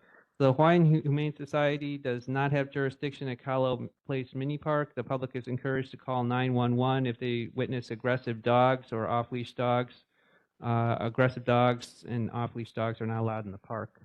Eisenberg, University Avenue, and Honolulu Complete Streets proposals. Can the city update neighborhood board residents on Eisenberg Street proposed lane reduction? When will the new lane striping and parking restrictions go into effect on University Avenue? The DTS project traffic engineering devices at various locations, phase 5, will install traffic safety improvements on Eisenberg Street from Kapiolani to South King Street. The scope of work includes the installation of the following: a road diet, curb ramp improvements, pedestrian bump outs, signage, pavement markings, and striping. The conceptual plan of the project are being developed at DTS, and we'll share them with the community and neighborhood board once they're complete. The design of University Avenue Bikeway project is pending the availability of funds. So crosswalk repaving. Justin Menina asked if residents can request repainting of crosswalk via the H&L 311 system. Yes, they can. Can DTS work with community organizations and residents to improve traffic solutions? Yes, they currently do this. Can DTS work with HDOT to paint murals and walls under the H1 freeway? So the department does not typically install roadway art, but can provide support and guidance to community groups seeking to do county-owned roadways. We recommend reaching out to Hawaii Department of Transportation for projects on state-owned facilities. South King Street and University Avenue traffic signal. Can DTS adjust the traffic signals to improve traffic flow in morning and afternoon rush hours? Does the city use fixed timers or smart traffic signals? So the intersection of King and University is coordinated with other signals in the area. DTS uses induction loops. They will monitor the intersection and make any adjustments as necessary. Can the bus increase routes 1L's service frequency? And does the city plan to add new transit priority lanes? If so, where? So DTS does not plan to increase the route 1L's frequency at this time due to budget and resource complaints. They will continue to monitor ridership and make adjustments as necessary and feasible. DTS has also started its planning on major bus routes in anticipation of the opening of segment 3 of Skyline in 2031, and modifications to Route 1L may be proposed in the future. DTS is exploring the use of additional transit priority lanes in coordination with opening segment 3 of Skyline, and plan to make conceptual plans available to the public comment this summer. So illegal parking on South King Street from Washington Middle School to University Avenue, can HPD enforce parking restrictions from 3:30 to 6:30 p.m.? So they monitored it March 6th to 18th. They issued 1 citation. Officers will continue to make checks in the area, take appropriate enforcement action. And then there was a question on staffing, city staffing. I don't have a response for that right now, so we will continue to look into that. Thank you. All right, good job, Dan. I just also wanted to say 311 is awesome. I used it at Magic Island a couple weeks ago, the week of one of the storms, and they fixed the lights in 1 week during the storm. It's really good. I've used it. It's very simple. You can get the phone app. If you don't have or you don't want to get the phone app, you can log on your computer. It's a great tool. Yep. All right. Any other questions for Dan? Go ahead, Just a Danielle. little question, I hope is appropriate. Yes. There is a danger point from University Avenue when you turn into Quilay Street. It's totally dark. There would be the perfect place to have some kind of light over Okay. there. Put a 311 request in. Huh? Put a 311 request in there for light. Thank you. Justin? Thank you, Daniel, for your updates. One more, I do have one question to ask add to the queue. The city DTS recently completed a series of workshops regarding the bus and Skyline integration as part of Segment 3. The last one was at the Blaisdell Center, and community was invited to talk about and give input on future transit priority solutions like enhanced bus stops, dedicated bus priority lanes. Would it be possible to inquire, since some of our neighborhood board members were not able to attend, or community, to inquire when DTS will make those community workshop results available online for preview or for additional, when appropriate, in-person presentations, just to share what community preferences and desires are for enhancing the bus connectivity. Thank you. Sure, we can look into that. All right. Thanks, Dan. Appreciate you. Thank you. Okay. Taylor, are you here? Hi, Chair. Thank you, guys. Hey, Taylor. Just wanted to do it. I'm not sure if he's still there, but we wanted to thank Meryl for joining us at the cleanup on Koali Road, which is, they had a bunch of runoff from the stream, from the Manoa Palolo stream. And so we are helping about 20 to 30 units that were flooded this past week. Councilmember Nishimoto, obviously our district, specifically Manoa and Palolo, were affected by the floods. So we've been hands-on with those efforts and working directly with the people affected. There are like Manoa Hub, like donation drives, and Hokulani Elementary is unfortunately going to be closed for the rest of this school year. They are currently hosting like a monetary drive if anyone is interested in donating to that. Otherwise, with Meryl, our constituent, we're planning a community cleanup at Mōʻiliʻili Field, right across from the Japanese Cultural Center. So we would love to have people come out. It's on Saturday, April 25th from 9 to 11 a.m. My boss and DPR will provide all the supplies. We'll have refreshments. So, we really want to see more community members come out, especially the board members. So yeah, we'd love to have you folks. I sent Morgan the information already, so we'd love to see more of the members come out. Otherwise, please feel free to bring up any concerns and I can take it back to my boss. Thank you. Any questions for Taylor / Councilmember Nishimoto's office? All right. Thank you, Taylor, for coming, and thank you for organizing this cleanup. I think it's a really great place to have one.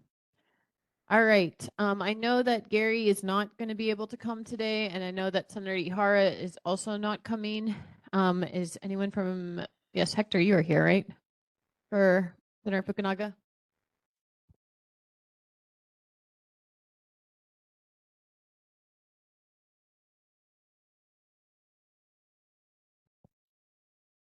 Good afternoon, Chair, members.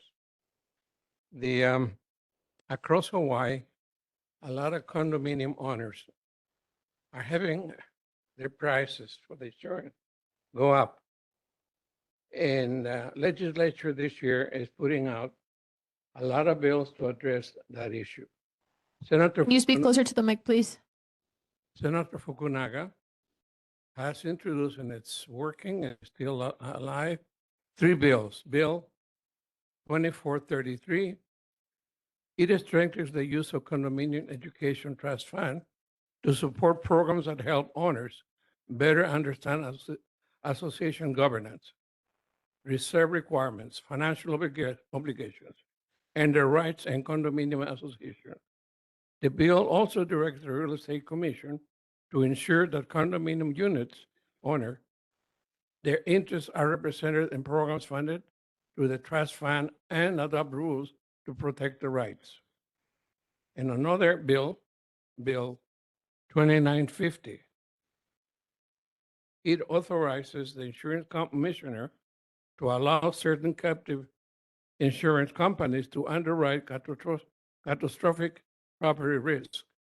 This would allow condominium associations facing steep premium increases or difficult finding coverage to explore alternative insurance options under state supervision. Bill SB 2952 improves transparency by requiring insurers to provide policymakers with at least 60 days notice of proper insurance rate increases before a proper insurance rate increase takes effect, beginning 2027. Earlier notice can be given to condominium association, more time to review options and plan for potential budget impacts.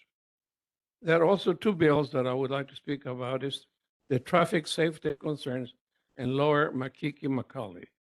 And that is SB 3224 relating to traffic safety. Appropriates funds for the Department of Transportation to install pedestrian safety improvements at sites abutting school properties with consideration for other sites, effective 7/1/3000. 30 seconds. This last bill is 2010, relates to motor vehicles, authorizes the impoundment of vehicles when certain traffic violations have been alleged or committed.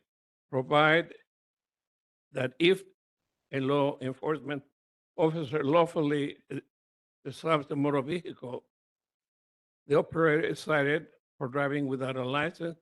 The officer shall not permit the operator to resume the use of the motor vehicle. Okay. Thank you for going through those. Any questions for Hector? All right. Thank you so much for coming in person. Thank you. Appreciate it. All right. Is anyone from Representative Garrett's office here? No? All right. His newsletter is on our table. Representative Olds, thanks for coming. I know you dressed up specifically for this meeting. I'm sorry. Charles has to go first. Sorry, Charles. That's all right. I'm not the actual principal, so I'll make it brief. I posted a link to Senator Moriwaki's newsletter, and you have it. And if you have any questions, I'd be happy to take it back to her. But other than that, let's go to Olds. Does anyone have any questions for Charles or Senator Moriwaki's office? All right. Seeing none, Representative Olds. Okay, right on, bro. Representative Olds, House District 23. I got dressed up for you guys. Okay, so 5 of my bills made it to the crossover to the Senate. Right now, 2 are still alive. So right now, HB 2167, my Vulnerable Youth Housing Stability Program, a pilot program, is heading to Ways and Means, which is the Senate's version of finance. So hopefully we pass that out and we can help some of the vulnerable youth to predict. This is for children who experienced homelessness, who are exiting the foster care system, and there's a couple of other vulnerable populations that would be served. This is to help stabilize them within 5 years of the event up to the age of 25. So we want to prevent homelessness by giving them a little bit of liquidity to be able to stabilize them. That way they don't have to fall into homelessness in the first place, given all the trauma they already had. Safe Entrance Ways is going to Judiciary, which is this last committee. This one we have worked through, and we'll try to see if we can get it to the finish line. Our neighborhood chair asked if I can bring some resources. So a lot of things going on right now in light of the Kona lows. If you're on social media, there's things all over the place. So what I'm just going to share publicly is malamamap.org. So malamamap.org. If you guys have a smartphone, we can pull it up. So the cool part about this is there are 3 portions of this. There is I want to help, I need help, and then there's I have skills. So what they're doing is they're pulling resources. It's live. If you tap it, it will take you to a list of things for specifically for one of those 3 options. I also emailed kind of a list to Morgan and Curtis. I don't know if you guys have gotten it to be distributed. If anyone in the public is interested in getting a more comprehensive list, you can always email my office and I can send it out that way. But the Malama map is pretty good, and at least can get you in the right direction and the organizations and their contact information for whatever it is that you're trying to give. And he's gone right now. So the triangle at the Kapiolani Date intersection on the Diamond Head Mauka side is starting to get, the grass is getting really high. So I've gotten complaints from drivers trying to merge heading toward Pololo that they can't see the traffic on Kapiolani. So I'm going to go on Saturday morning. I'm going to cut that. Don't tell anybody. I asked them if I'd get in trouble. So it's better to just ask for forgiveness. And I'll take any questions. Thank you very much for cutting the grass. I think it looks terrible. So I really appreciate you just not making us file bazillions of requests for that. Still put the 311 in, but yeah. Yeah. But so thank you for doing that. Also thank you for the Malama map resource. I've seen that on social media. It's great. Any questions for Rep. Olds? I just had one. You mentioned you had 5 that crossed over and 3 are no longer with us. I'm guessing that was the bus stop, the waterways, and I forget the third one. So bus stop and waterways didn't pass out of the house. Okay. The bus stop died largely because the judiciary chair didn't want the extra pressure in the committee. So he agreed to listen to one of the bills. I think he would probably lose all his hair if he listened to all 3. So the waterways, we had some legal challenges. So he agreed to hear it. But the problem is we're going to have to go back in the interim, work with the Attorney General's office to kind of clean this up. So namely, we have to carve out some language to protect people who are living on private property in their own homes, on their own property that are within the borderlines of the language we had wasn't explicitly enough to satisfy the Attorney General's office. So we're going to work on that in the interim. I was just thinking that with the rescues that we just had recently, that might add more, urgency to that. So every time, so just for everybody to know, if you ever see me out in a river, don't call the police, please. Every time there's a big storm coming, I do go out, especially the one by Kamiki High School. I'll climb down sometimes. Most of the times I just kind of yell at them from the top. They know me. And I let them know that there's going to be a storm coming and start getting their stuff up. They don't want to listen. So, we need the bill. All right, Justin? If you need, thank you, Representative Olds. If you need help or some extra hands for cutting the grass, I think shooting a member email to folks would be happy to help. Keeping that on the down. Or All right, he'll Offline. text you. All right, text him. Text me, yes, yeah, yeah. That's safer. All right. Any other questions for Rep. Olds? All right. Thanks for coming in person. I'm sure if you stay around, people will talk to you more. All right. Rep. Tam. Aloha all, and thank you for the 3-minute time limit. I will do my best. I apologize that I can't be there in person, so my physical newsletters cannot be there, but they are online, and I posted both April and March's in the chat, so you can read it and peruse through it. I know that the neighborhood board meets later in the month, so I think that'll be helpful to just get the April one. To my report, I want to thank Representative Olds, Chair Morgan Lee, and the community for coming out to the Waikiki Community Center this past Thursday to help with the donation drive to get supplies over to the cleanup efforts up to those affected by the storm. So we delivered truckloads to Makaha.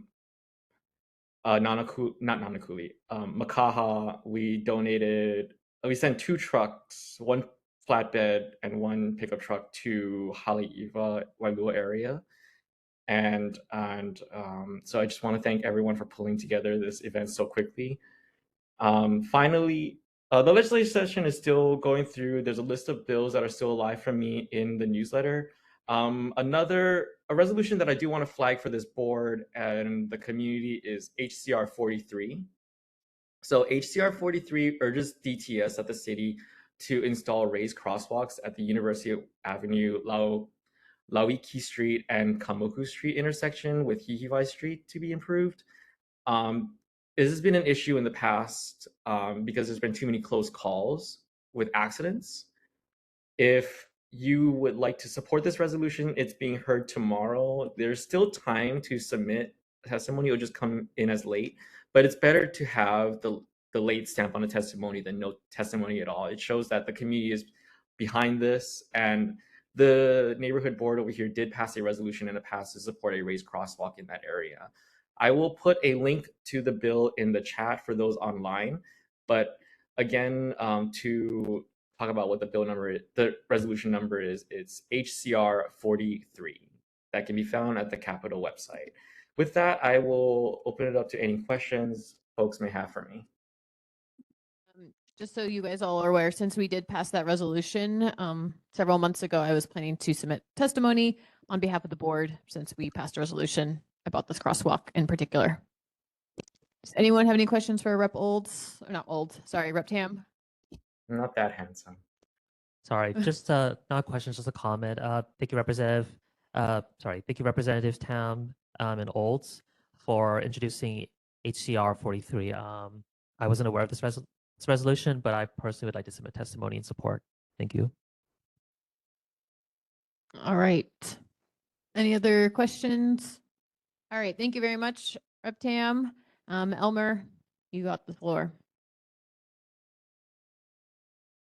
Hello, board. It's been a while. Elmer Kai, University of Hawaii. I have a short report. Let me kind of go through some of the things that we discussed earlier. The Ever property that we have right across the street from the main campus, we actually kind of slowed that down a little bit more. We actually are going to look at this with our new chancellor, who's supposed to come on board in the fall. Because the area belongs to Manoa, it kind of needs to be reviewed again. Elmer, can you move up the microphone a little bit? Sorry. But to committee members' question about the department, the College of Education, that particular building is very old, and that they are actually going to move to regular campus. That building should be ready at least by spring to move there. Regarding the lower campus, if you notice, we walked through there, we decided to remove the portables, which is right next to Kamehameha School's properties. 2 reasons. 1, they're old, and 2, aesthetically, we need to get it more safe. That part is very hard to kind of manage and what's going on. Let me talk about the Konolo. I think many of you may have been around in 2004 when we had the big flood. We actually fared well with that, with exception to the older section of our campus. So we did have a lot of flood. What we did is on campus, we asked everybody to stay in place. Do not drive simply because the road was very flooded. But the lower campus where Wainani is, the lower apartments, we had to kind of evacuate the residents there simply because the river is, okay, I'll take that back. Manoa Stream became Manoa River, right? So we need to make sure that they were safe. And so we kind of asked them to kind of move to upper campus so we can work on that. And the final thing I want to talk about is the federal impacts. We still are being impacted by the federal government, both Department of Justice, Department of Education, especially with our visas for our international students and our scholars. We are watching it very much. We are also, because we are a diversity school, a lot of our programs are very much on the radar by this administration. But we are trying to do our best to make sure we can cover that. But outside of that, Chair, I'm here for questions. Can you elaborate about the visa situations? Did you just like suffer much lower applications this year from non-US students? And also, are you getting people's visas denied after they get accepted? What's happening? Both. You're correct. I can get you the exact numbers at our next meeting. I think I presented you earlier. We were impacted a little bit, but we were able to kind of adjust that. But each of the different countries are impacted differently, right? They're not a one fits all. Some are very favorable by this administration, and some are not. And so those are the ones we have to kind of work with. The challenge also is many of them are here. And if they go back, we may never get them back again. So that's kind of been fair. But next meeting, I'll make sure I'll get some info. Yeah, maybe we could just do a special short presentation on Sure, that absolutely. component. All right, John? I was wondering if you can update us on the amount of funding that's been lost, because I've heard numbers that we've lost. I thought it was like $83 million, about 90 positions, full-time positions. That was months ago. I haven't heard updates to that. But See, the University of Hawaii Manoa itself does have resources to at least carry folks. But the numbers hasn't changed much in the sense of the positions that we do not have. And the funding that we kind of lost because of the soft money, as we call it, grant money or money that is being used for projects. That for sure, I can get that information for the next meeting. one other thing was, I remember hearing at one point that the number of people that are at least in the UH system that are at least partially dependent upon federal funds. I'm not sure if I've got this right. Is it 6,000 that are partial and 3,000 that are correct entirely dependent upon federal funds? Correct. Yes. And so we do have, I think the 3 meetings ago, I presented a number. Let me go pull that out for you. I've actually done a number of people impacted directly. Okay. Because they're direct funding and then some are just partial. Okay. But I'll get that for you. All right. Thank you very much. Thank you, Elmer. We appreciate it. Laura, you had a question? Or Drew? In 2004, they had the library got flooded. How did it fare on this big rainfall? Oh, actually, we actually did very well. I mean, the campus did very well in the sense of a lot of things flows right through the campus. I feel bad, quite honestly, for those below us because it went directly through us. But because Manoa Stream really took the brunt of it. So we are alongside of that. So I feel bad for Noilani because they were take a big hit. Our College of Tropical Ag is also there. But because that is something is good to regenerate things, it's kind of like our Lo'i. Our Lo'i was completely underwater. But for us, that's just part of nature. You just start over again. So, but that's how we feel well. Yeah. All right, guys, just so you know, we can take these questions and then we need to go to our last speaker and then Pal. So go, John. Just want to know if there's any impact on the faculty housing across from Manoa Innovation Center. Was there any damage to No. facilities there? No, Okay, no. that's all. Yep. Thanks. Okay, go ahead, Laura. Hi, Elmer. Thanks so much. Just about the College of Ed area. I think that the chancellor ought to sit in the back of the room because they're not going to know anything about Hawaii. And you should have a good component of people from Manoa, from Mōʻiliʻili, College of Ed, retired and active, and other people in the community that want to take part in how you form this historic place, if that's going to be done. Really, nothing's worse than outside people trying to decide things for people. So please, thank you. Okay. All right. Thank you so much for coming, Elmer. Tristan, you want to go?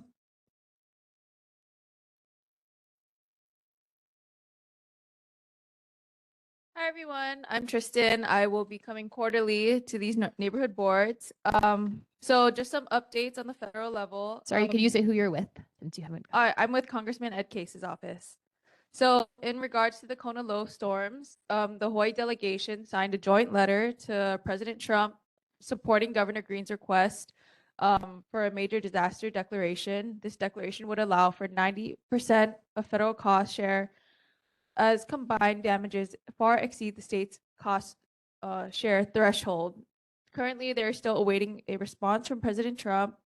In regards to the war with Iran, Congressman Case supported House Con Res 40, which is a resolution directing the president to remove U.S. military forces from hostilities in Iran unless explicitly authorized by Congress or to defend the U.S. from imminent attack. And then there was also H. Con Res 38, which which failed to pass the House, but he did vote in favor of it. Additionally, there is the Congressional Art Competition. This is for high school students only. Our office is currently accepting submissions. Entries are due April 24th at 4 p.m. And then your chair gave me some questions ahead of time that I have some answers for. So there was one question about post office boxes around town. I have seen a number of them taken out since last November. If you have any specific mailboxes that you want to see reinstated or would like a reason why they were taken out, you can contact our office and we can contact USPS on your behalf to get an answer for you, hopefully, and then maybe reinstate it. And then what types of constituent services our office offers. We work with any federal agency. So a few examples are Social Security, USCIS, which is Customs and Immigration Services, Medicare, IRS, and the VA, et cetera. We can't necessarily help, we can't apply for you, but we can check on the status of your benefits. If you have any questions, things like that, you do need to fill out a release and authorization form first. That is just so we get authorization to contact on your behalf. Also, what committees Rep. Case is on. He is on the Appropriations Committee, and then subcommittees on Defense and Homeland Security. And then local projects he intends to fund this year and what he funded last year. So there are 15 community project funds that we submitted requests for. The full list is on case.house.gov. It's a little bit easier to digest the information that way. It's under the tab, How Can I Help? And then funding disclosures. So a few examples is we requested funding for DLNR, Alawai watershed, which is removing invasive plants from the area. And then we also requested funding for Waianae Coast Comprehensive Health's Waipahu Clinic expansion. That's it. Thank you so much for coming, Tristan. Yeah, so the next one you'll be coming to is our July meeting? Yes. Okay, Adendida, you had a question? Yes, so we have had two major emergencies, right? The Lahaina fires and then the floods, and I would like help understanding. Please forgive my lack of civic knowledge. What role does the military play in our emergency response, or what role should they play, or if not, how and what should that look like? I don't have an answer for that. No, of course not. Right now, but July. I can, yeah, I Thank can you. take that down and then get your response. Yeah. Any other questions? All right, thank you so much for coming. All right, guys, our next meeting is on April 27th, which is my birthday. So I'm going to hang out with you guys. And I will see you all then. Thank you for coming tonight. Ciao.